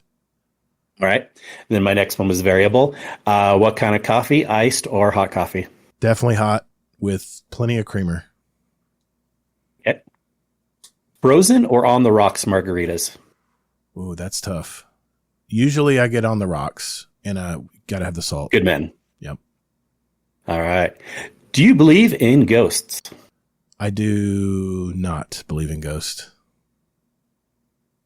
All right. What was your first music album? First music album was Foreigner 4. I bought it at the mall, local mall next to me in a don't laugh, younger people. I bought it in a cassette tape case, and I played it in my car so much that the tape actually got eaten in my tape player. Yeah. Do you know approximately what year, if you had to guess? Foreigner 4, 80, 83, 84. Probably sounds about right. Yeah, something like that. Nice. All right. Good memories with that, right? Yes. Oh. All right. What's the first color you see in a rainbow? I know I shouldn't think about it, but I got to think about it. Red. Just yes, if you have to. It's red. It's red. Red. Nice. Yep. See, I feel like whatever pops out the most. Does that mean something that I chose red? No. Okay. I was just all right. curious. I didn't know if you had some thing at red. Totally tea curious. leaves. I'm asking questions that I think are fun. I want to hear your answer. And so that's why I'm kind of, Got you, man. All right. Favorite donut? Oh, that's a tough one, man. If I had to have one donut only, it would be a Krispy Kreme, fresh, hot, chocolate iced donut. All right. Okay. Would you live at the beach or a cabin in the woods? Cabin in the woods, because I am fair skinned. I wouldn't last at the beach. I'd be sunburned all the time. I love the forest. Yep. Nice. All right. Fallen, Vex, or Cabal. And you can add other enemy types if you prefer to pick a different one. I like Cabal because they said in Destiny 1 that they're world eaters. They're destroyers of worlds. And that just fascinated me, that these big armored guys that scared the hell out of me when I first jumped into Mars. I think it was Mars. Yeah, I think it was Mars in Destiny 1. Yeah, when you first kind of saw them. I first saw those in Destiny 1. It scared the hell out of me. I'm like, how am I supposed to kill these dudes, man? They got freaking armor on. But yeah, they were tough. I remember that. Yeah. You had to shoot them in the head because their armor was so resilient. Yeah. Yep. All right. If you could live anywhere in the world, where would it be? I would probably be a snowbird. I would probably live in the summer up way far from Florida because I don't like hurricanes. That's the one thing we have to deal with down there. I would live in Bar Harbor, Maine, because I visited my brother up there. He used to work there, and we go up there in July, and the Acadia National Park is one of the oldest national parks in America. It's one of the first, and I did some great hiking and semi-mountain climbing there, and I did not want to leave. The weather was just 70s, clear skies, good weather all day long. and 50s at night. I mean, we'd open the windows and we were living in a cabin out of town of Bar Harbor, and we'd raise those windows at night at 50 degrees. It was so comfortable, slept so well. And then in the summer, I'd live back here in Orlando area because I love where I live. Or the winter, you mean? In the winter, I would live down here in Orlando because, I mean, today it was 80 degrees, totally clear skies, just a slight little breeze. I love Florida. I've lived here all my life. I was born in Gainesville. That's why, hence the Gator. My dad was going to school there when I was born, and then I returned many, many years later. Yeah, I would live here probably from October to March, and then I'd go right back up to Bar Harbor for the summer. Nice. All right. Thick or skinny fries? Steak fries, baby. It's got to be thick. My wife hates those, but I love them. Nice. How many Discord servers are you in? And you can estimate it. I would say 30. I'm not active in them, but I'm in 30. Yeah. I'm in 30 of them. Yeah. Fair. Yeah. I think that one's always a fun one too, because I'm in a lot more than that even. But really? Yeah. You could be in 100, I think, in Discord, right? Oh, do they have a limit? I don't even know. Yeah, I get that message when I sign in sometimes. They say you can be in up to 100 servers. I'm like, well, that ain't going to happen. But yeah, about 30, about 30 for me. That's enough. Well, 31 because right. I just joined the marathon one. So 31. Oh, there you go. Yep. 31. And then some of those, of course, like if they get too crazy, I leave for a little bit, but then I might rejoin back. But yeah. We all join that if we want to get in the alpha. Right. Exactly. All right. Favorite ice cream flavor? My wife would answer this for you. It is mint chocolate chip. I think I remember that, but yeah, I still wanted to ask it again. Just in case. I love all flavors of ice cream, but if I'm pushed come to shove, if Tillamook is on sale, I'm getting the mint chocolate chip. Mm-hmm. Yep. Mm-hmm. Tillamook is so good. Very good. It's never on sale though. That's the problem. It's so expensive. How long does it take for you to get ready in the morning? Oh, I am a night owl. I get up very late in the morning, probably about 8:30, and it probably takes me a good hour to get where I'm sitting in the office. Yeah, I shower, work out, shower, get my uniform on and everything, take the dogs out, feed them, and then finally I have to sit down in front of the Discord and say hello to everybody, and then I'm out. So if you had, just to follow up on that, I mean, that sounds like a preferred method, but like if you had like an earlier appointment for some reason to get out, like how long would it actually just take you, like minimum, not like super rushing, but kind of like a minimum? My wife would laugh at this question because I am a snail in the morning.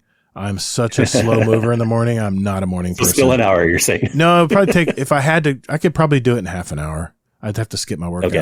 I have to skip the workout. Yep. All right. Have you ever been hit by a wooden spoon? Yes, I have been hit by a wooden spoon. We know that. Maybe that's a story for another time. I've told that story multiple times. It had to be asked. Yes. Had to be asked. All right. Given the choice, would you rather stub your toe or finger?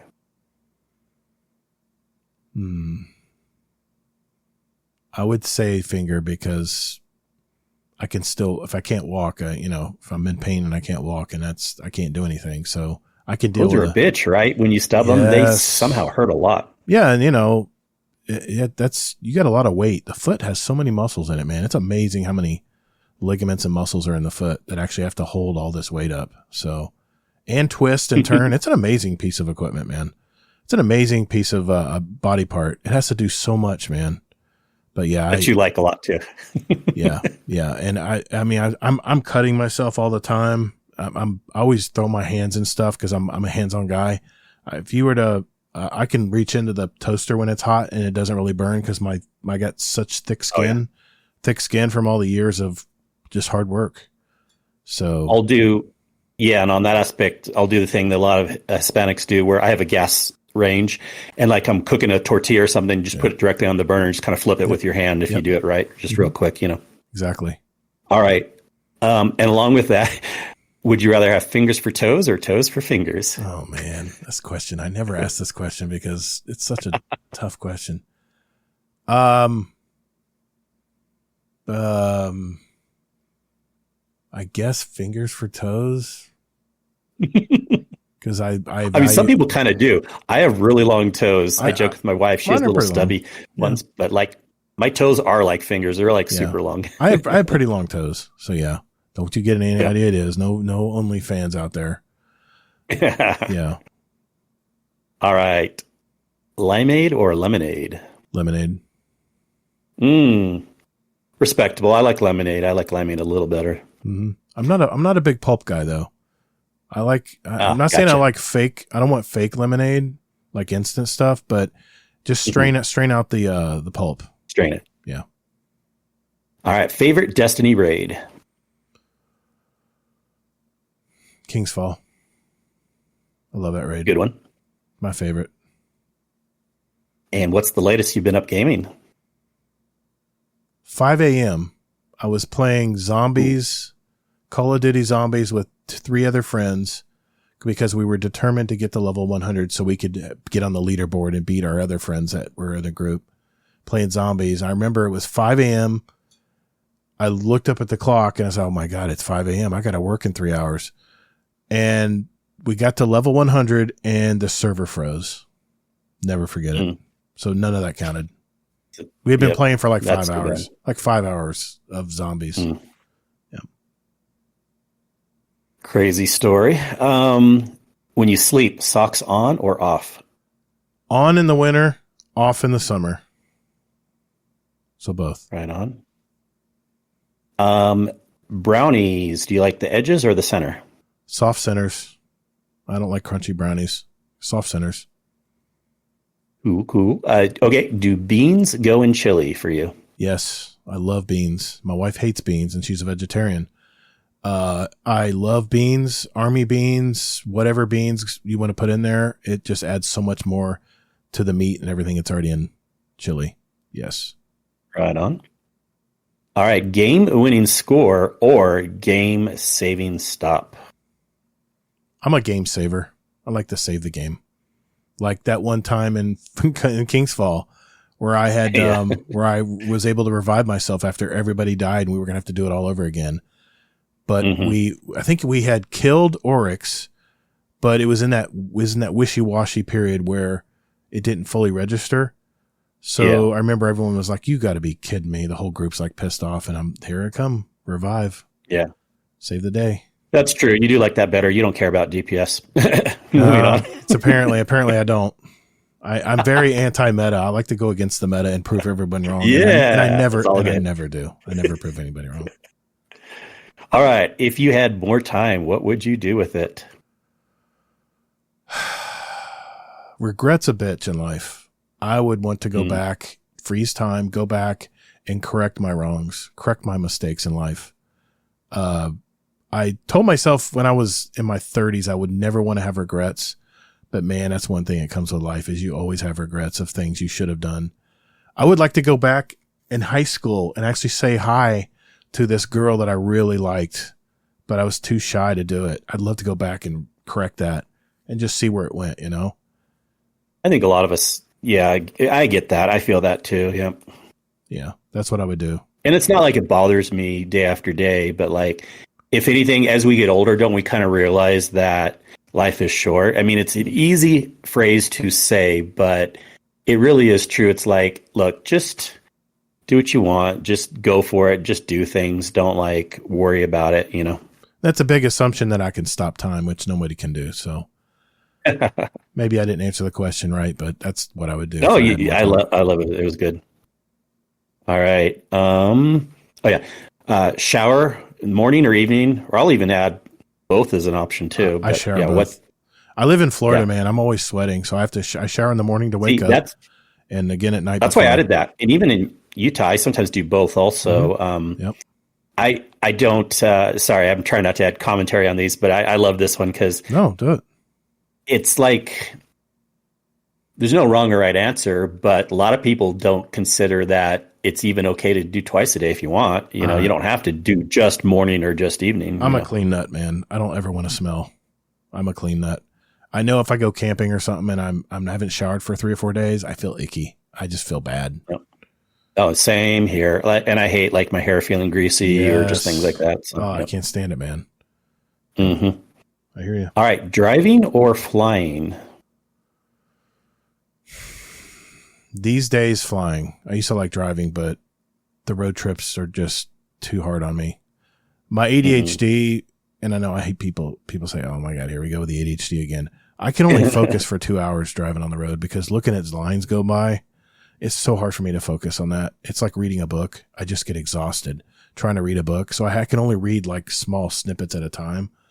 So yeah, definitely flying. I'd rather just be there, fly there and have fun and save all that time. All right. Nachos or popcorn at the movies? Popcorn. Absolutely popcorn. I'm a popcorn freak. I'm definitely nachos. I've never loved popcorn for some reason. It's better at the movie theater, I have to admit, but in nachos, I'll do that any day. Dude, I do microwave popcorn, like kettle corn, my favorite. Yeah. Almost every night before I go to bed. It's my little snack at night. Yep. Nice. And then more food questions. Okay. Beverages. Do you prefer bottles, cans, or cups? I like if I'm having a beer, I want it in a cold mug. I don't want to suck it out of a bottle because I don't know where that bottle's been. It might have sit in a cooler, in a nasty cooler that they didn't clean out forever. I want it. Yep. I want that virgin beer right in a cup, a nice cold frosty cup. Do you have a preference also then on sodas, like straw versus drinking out of a cup? No straws. I don't like straws. Oh, gotcha. Yeah. My wife likes to put a lid on it and throw a straw in it so she can take it with her after we eat somewhere. I would prefer to just not fill it as full and just drink out of the cup. Yeah. Same for me. I kind of find that interesting where my wife, it like has to be a straw. Like she kind of doesn't never want to drink a soda. Like even if it was like in a can or a bottle, it's like she would be okay putting a straw in it. But my wife drinks coffee out of a straw in the morning. Ooh. Yeah. Interesting. Yep. All right. Hold on. I lost my spot just real quick here. Oh, here we are. I don't know what is your favorite book? Favorite book. I don't read a lot of books, but when I think it was when I was in my 20s, I kind of thought I knew what rich people were like, and they weren't in the ritzy neighborhoods, by the way. I would say my favorite book that opened my eyes to wealth and making money for a living was Rich Dad, Poor Dad by Robert Kiyosaki. I know he kind of went off the rails lately, and he has all the infomercials and stuff, but his original book was about his two dads. He had his friend, which took him in as like the second son, that spent his money wisely, and then he had his real dad, who was a teacher and a government worker, who just went paycheck to paycheck. And once you learn those two lifestyles, that opened my eyes to and I guess the second book it followed up with that would be The Millionaire Next Door, which just cemented that idea that rich people do not live in fancy neighborhoods. They drive Ford Explorers and they live in 50-year-old neighborhoods. That's my favorite. All right. I don't read many books, that's but that's one book I open my eyes on everything. Yeah. All right. Do you pull in or back into a parking spot? I drive a long double cab for Toyota Tundra. So if it's a tight spot, it's a tight area, I'd rather back in, because driving at that wheelbase is so wide, it's a pain to have to try to whip into a tiny spot. So push comes to shove, I'm going to back in. It's interesting because when I'm driving out and about, I will usually pull into a spot, but whenever I go into my garage, I always back in. So it's like, I'm kind of like half and half, but I'm half and half on that. Yeah. Sometimes I'll pull into my driveway because I want the front shaded, but a lot of times I like to back in. So I can just pull right out. All right. Favorite guilty snack. Whoa. Guilty snack. I'm a candy guy. Always have been. I would say Toffee Phase. Does anybody know what a Toffee is? Toffee Phase? They're a hazelnut encased in a hardened caramel shell with a chocolate dollop shell on top. Oh. I can eat a whole box in record time. You'll have to send me a link or I'll type in that name and look it up. I don't know if I've seen it before. It's Toffee Phase. Toffee Phase. It comes in a box about this big, and you slide them out like jewelry. You just slide it out, and all of them. It's like Toblerone. They're like in little plastic pieces, and you just pick it out one at a time, and you slide it, close the drawer. Google's not showing me anything right off, but I'll do some more searching later on that. Phase, yeah. Or you can send me a link. I'm really intrigued now what you're talking about. I'll look it up here. Go ahead. Yeah, no worries. Okay, let's see. Where are we? Most used app on your phone, but you can't say Discord, so pick something else. Most used app on my phone is I think I know the answer, but let me think here. Gosh, I use a lot of apps. Probably my messaging Isn't it app. Delatro? Probably my messaging app, because I like tech. I encourage all my clients to text me. That's true. I can't take a phone call during the day, so I would say probably oops, that's not a bad. That's a bad link. I just clicked on it in my texting is really, it's really been beneficial for my business too. I was a little worried and skeptical at first, like people would take advantage of it, but it's generally a good thing. There are times though where if people only text a little bit of information and then they take forever to respond, then texting's worse than what if I had just done a phone call. But I like texting for a business. Ooh, I don't know if that link will do good in my chat, but I threw it in there anyway. No, it won't take it. Well, you can just send it to me at some point too, or whatever. But yep. All right, ready to go on? Yep, keep going. Okay, cool. I gotta favorite smell? Ooh, roses. I love it. I love a good rose. Nice. What do you wear when you're home alone? I'm a big fan of basketball shorts. I like wearing basketball shorts and a nice, comfortable, soft tee. This is one of our merch. This is our Get Toddled. It's a dry fit shirt. I like dry fit shirts. I'll wear either that or a really soft pulled, like comb cotton t-shirt. Something nice and cool. And I'm almost always wearing shorts. Usually like some half cotton, half rayon, like not the long basketball shorts, but like the workout shorts. Yeah. I wear those just about everywhere. Yeah. I hate the long shorts these days. Yeah. I used to wear the basketball shorts all the time, but they got a little too long, a little too hot. So now I wear the workout shorts. Yep. Yep. Same. All right. Okay. Would you rather overthink every decision but get it right 100% of the time, or be impulsive and get it wrong 50% of the time? I'm always impulsive. I'm always going to be that way.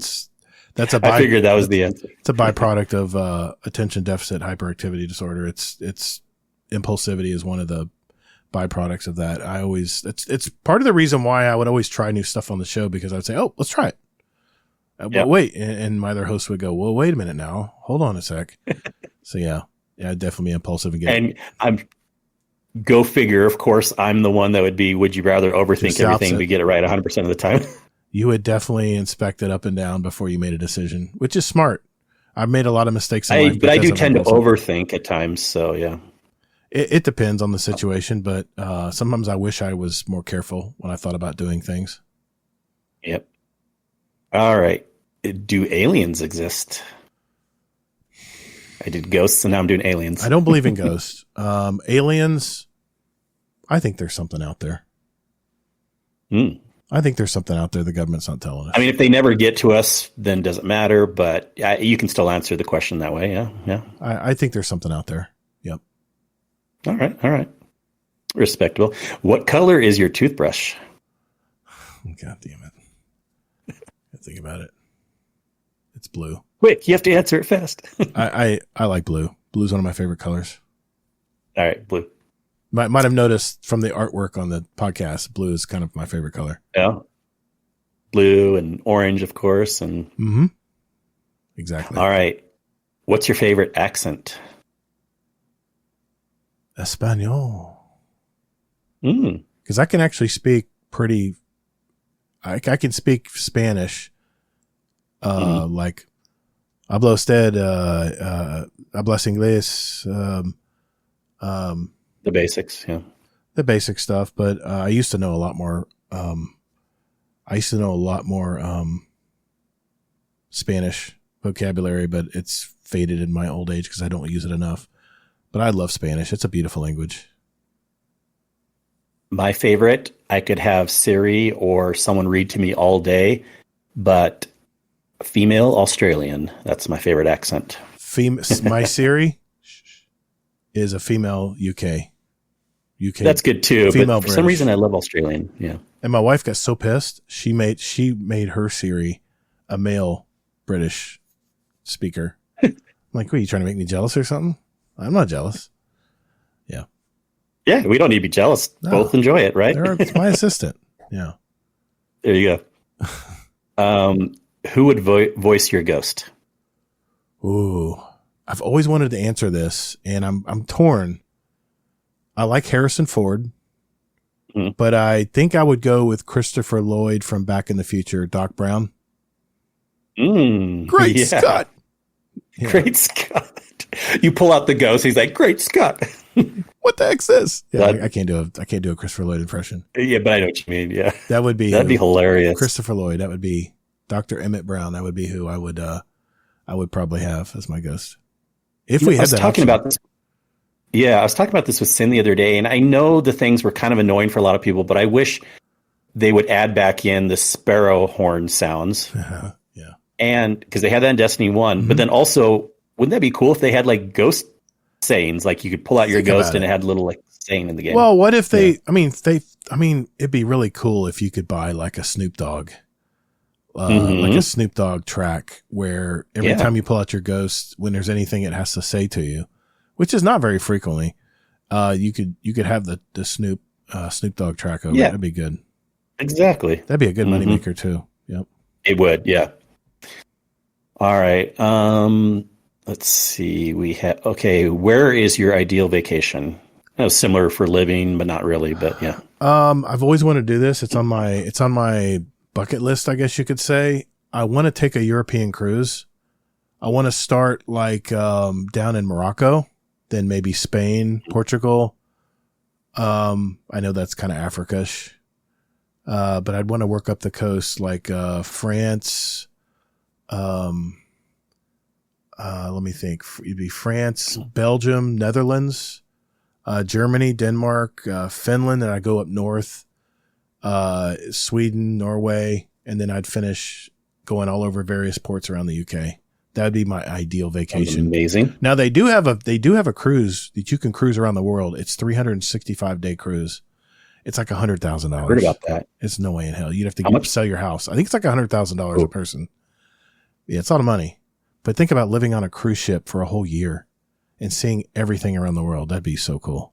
But I'll settle for a European cruise. I think that would be more affordable. Yeah. Even that, I think we looked into it. I think it was gonna be like $15,000 a person to do a full European cruise like that. Yeah.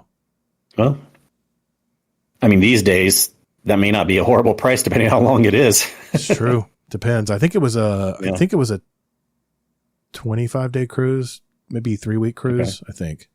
Yeah. I mean, that's expensive, of course, but still, like for some people, yeah, they got the money. Yeah.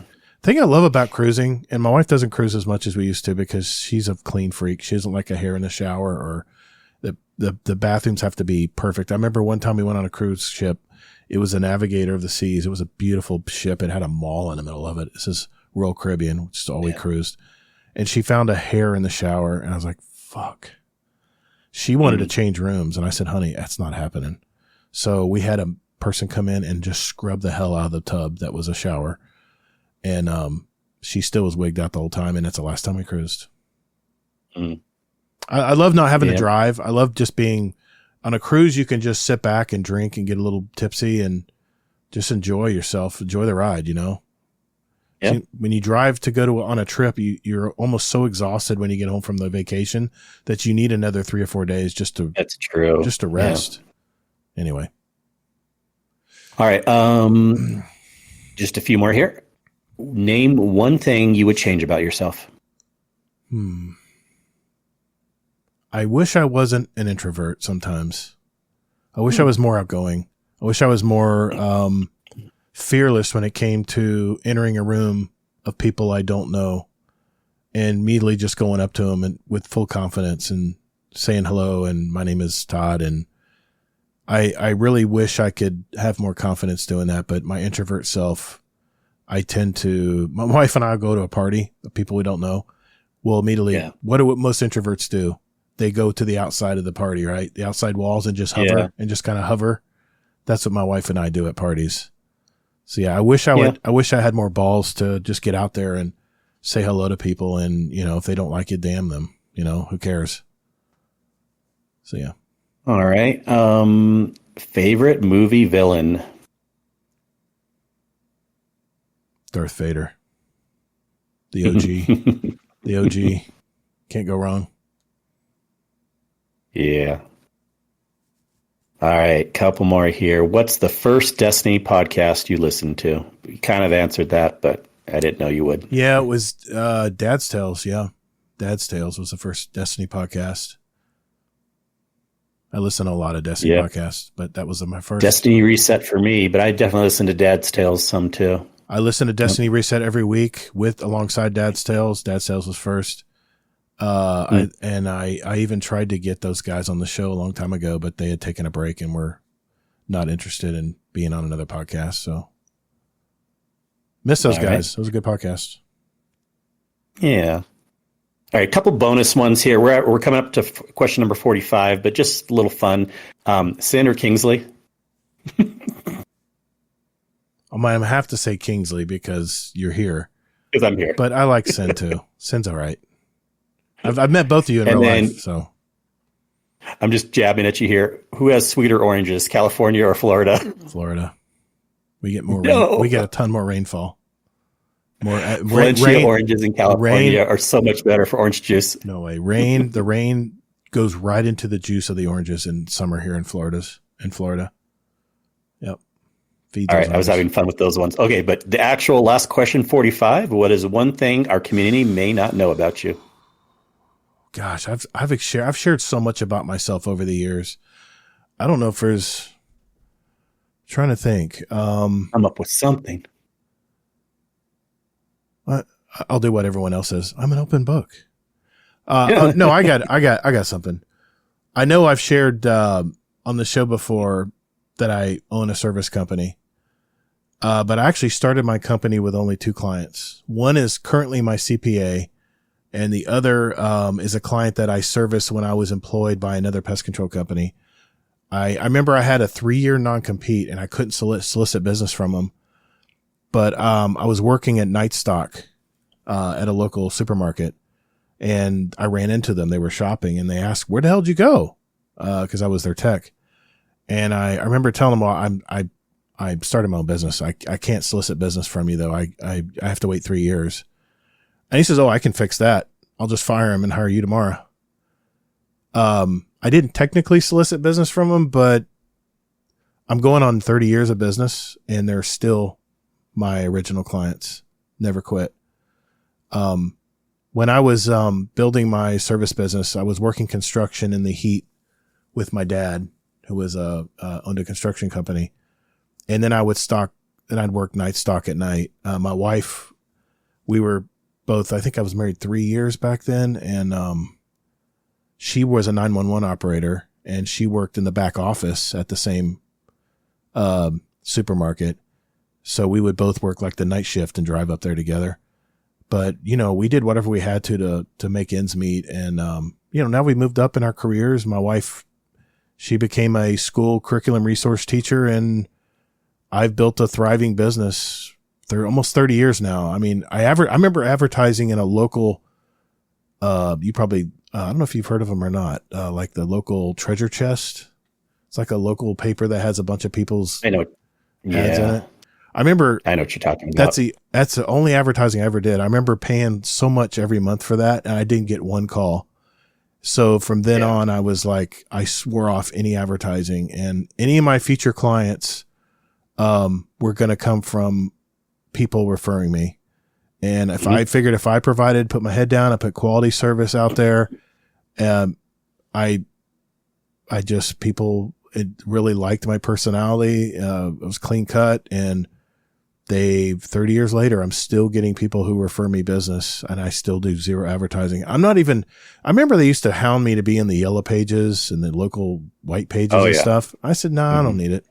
I don't need any of that stuff. I'm good. I got plenty of business. And anybody who's trying to start a service business these days, and I know it's a tough time to do that because of where we are in life right now.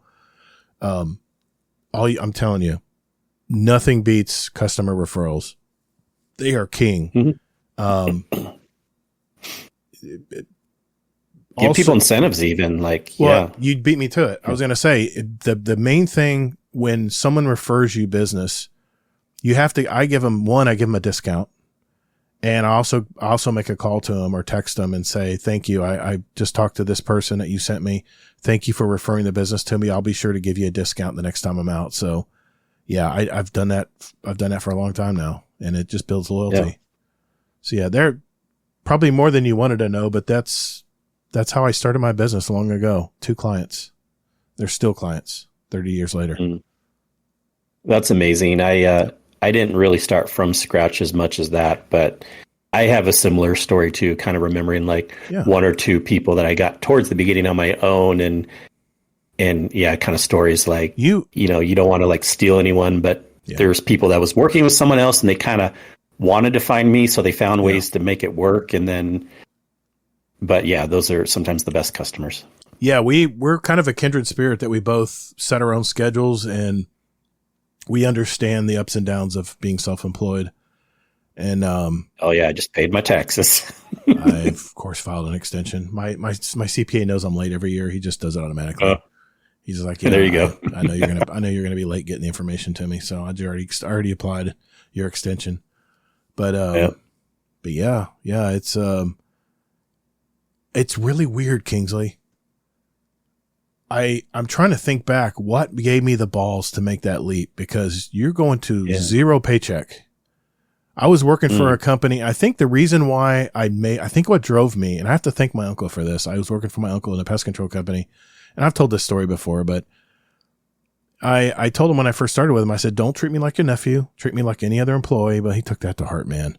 He was hounding my ass all the time. He expected more from me than any of his other employees, and just was on my ass every day I came home from a hard day work. And he would just ride my ass about something. I guess he just didn't like me. I don't know.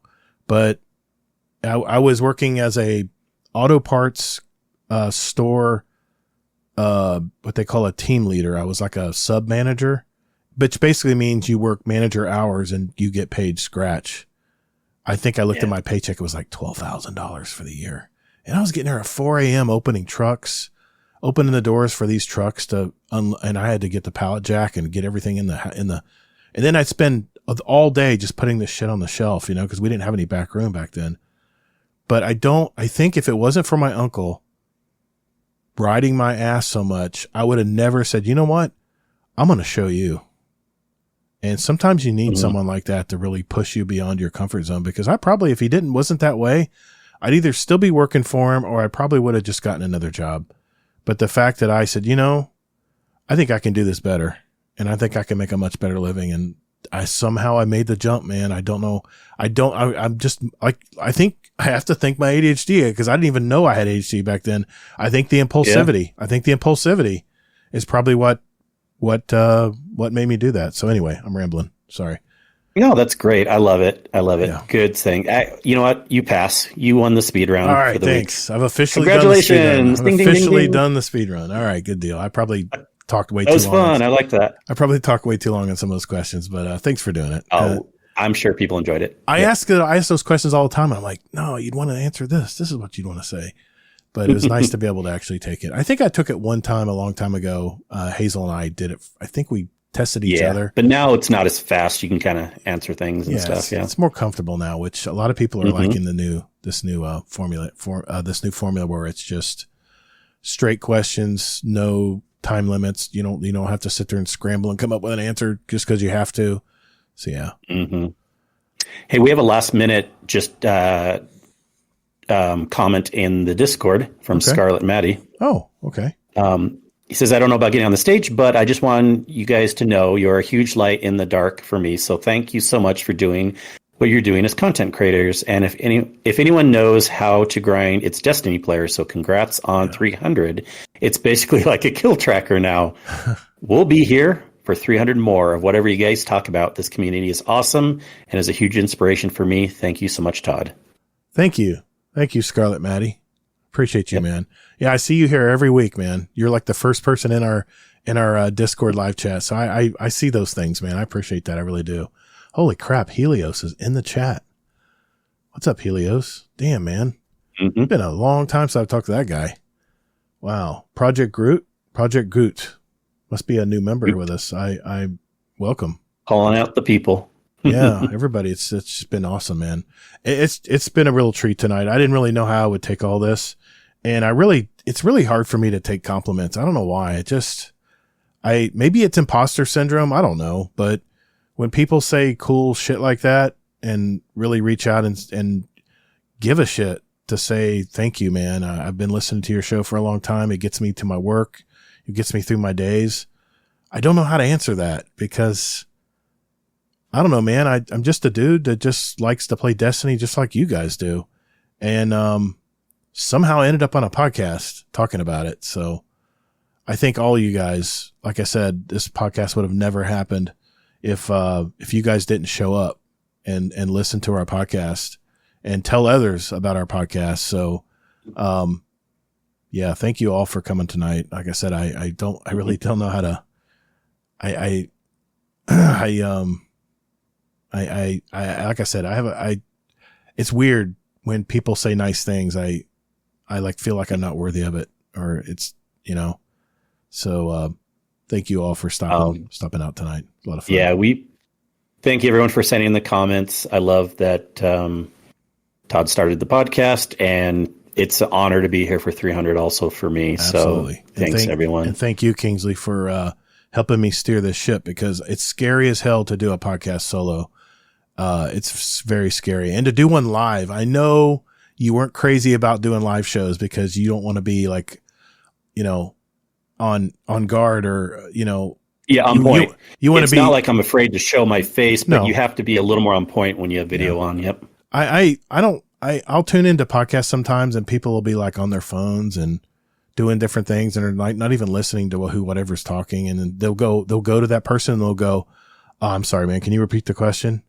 I've only done that like twice in my life in podcasting, and I really don't like that stuff. So I always try to listen to what everybody's saying, and try to multitask at the same time, which is hard to do. So.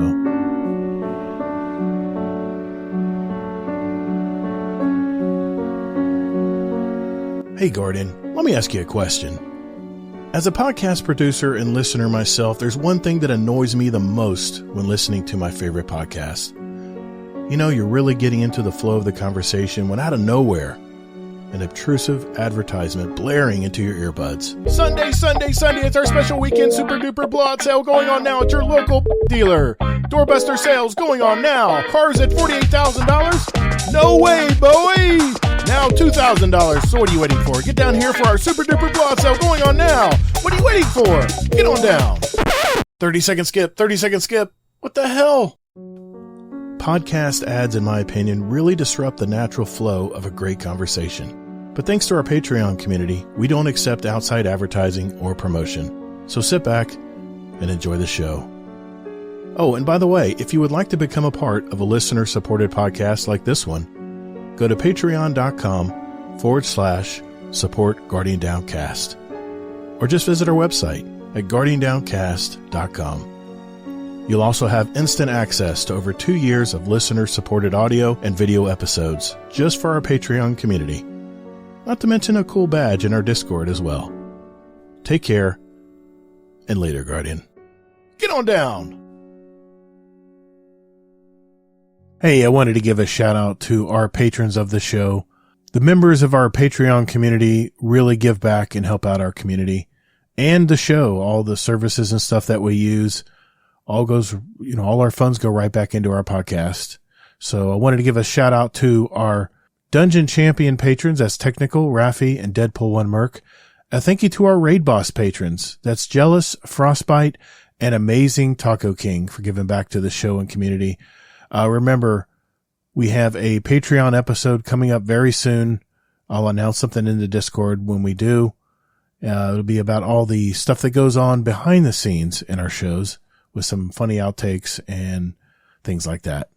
I really wanted to thank all of you who came out to our live show this week or sent in a voicemail message to us if you couldn't attend live. You don't know how much I appreciate it. And the fact that many of you still listen to our little show, I see the numbers, really means a lot. I'm really proud of our community, and the fact that a lot of us are actively jumping into raids every week or helping out a new Guardian learn how to play the game really makes me happy to see that. And even if you're taking a break from Destiny at the moment, but still tune in to hear this old dude yammer on about something new every week is very humbling. So thank you. I didn't really picture myself, and a host for that matter, still talking about a game we love to play.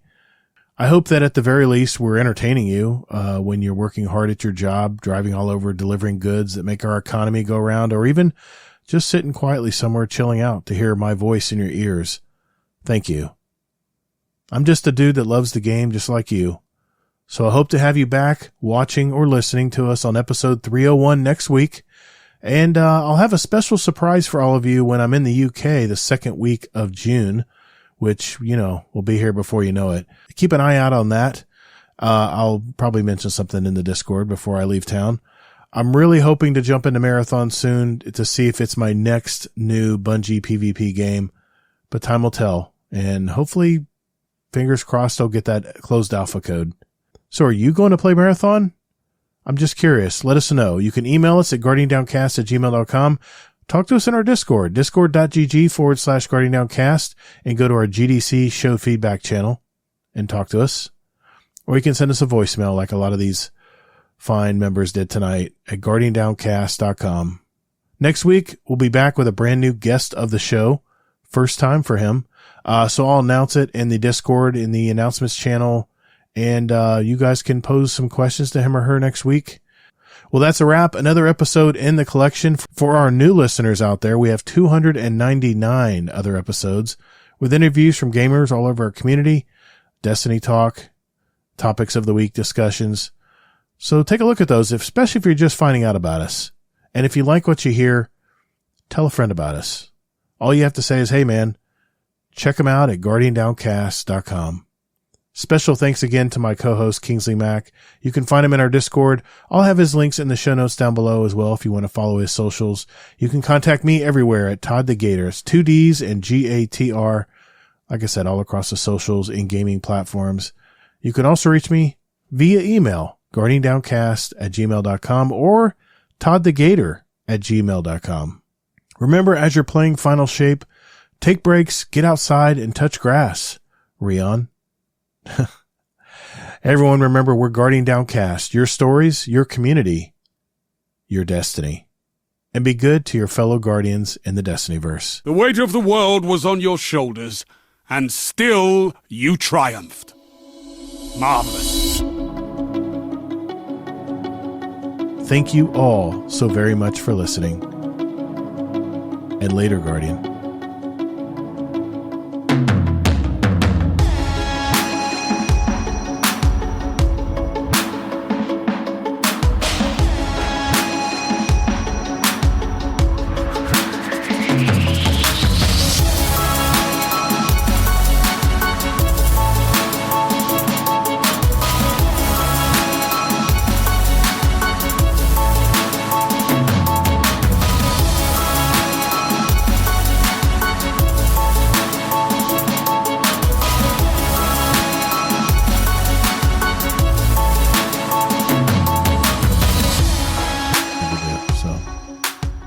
that's it. That's our show tonight, guys. It's a long one. That was a long one, but I had a feeling when I looked at all the voicemails everybody sent in, and thank you for that, by the way.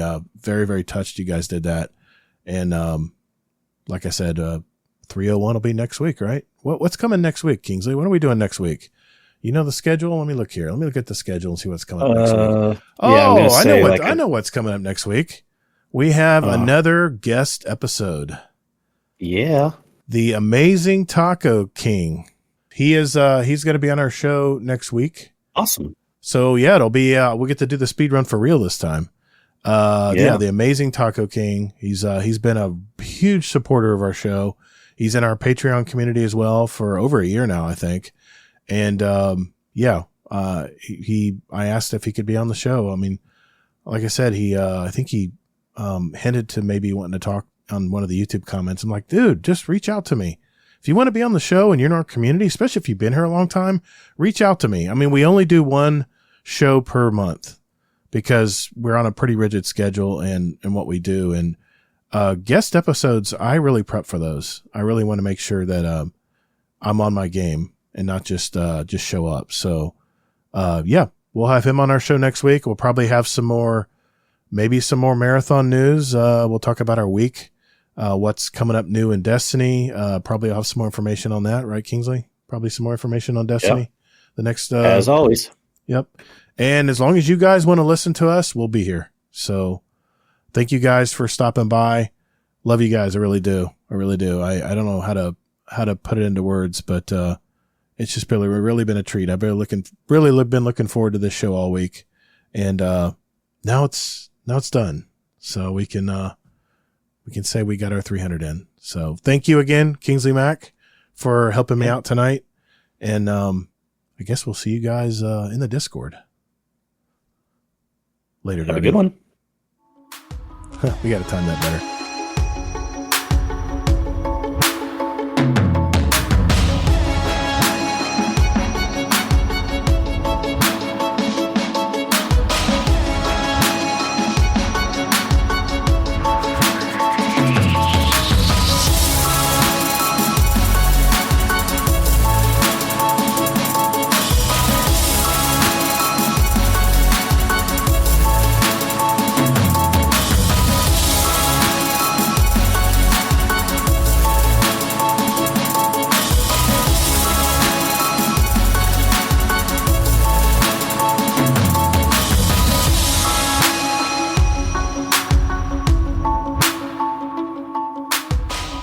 I really want to thank all of you who came to our live show this week and sent a voicemail message to us.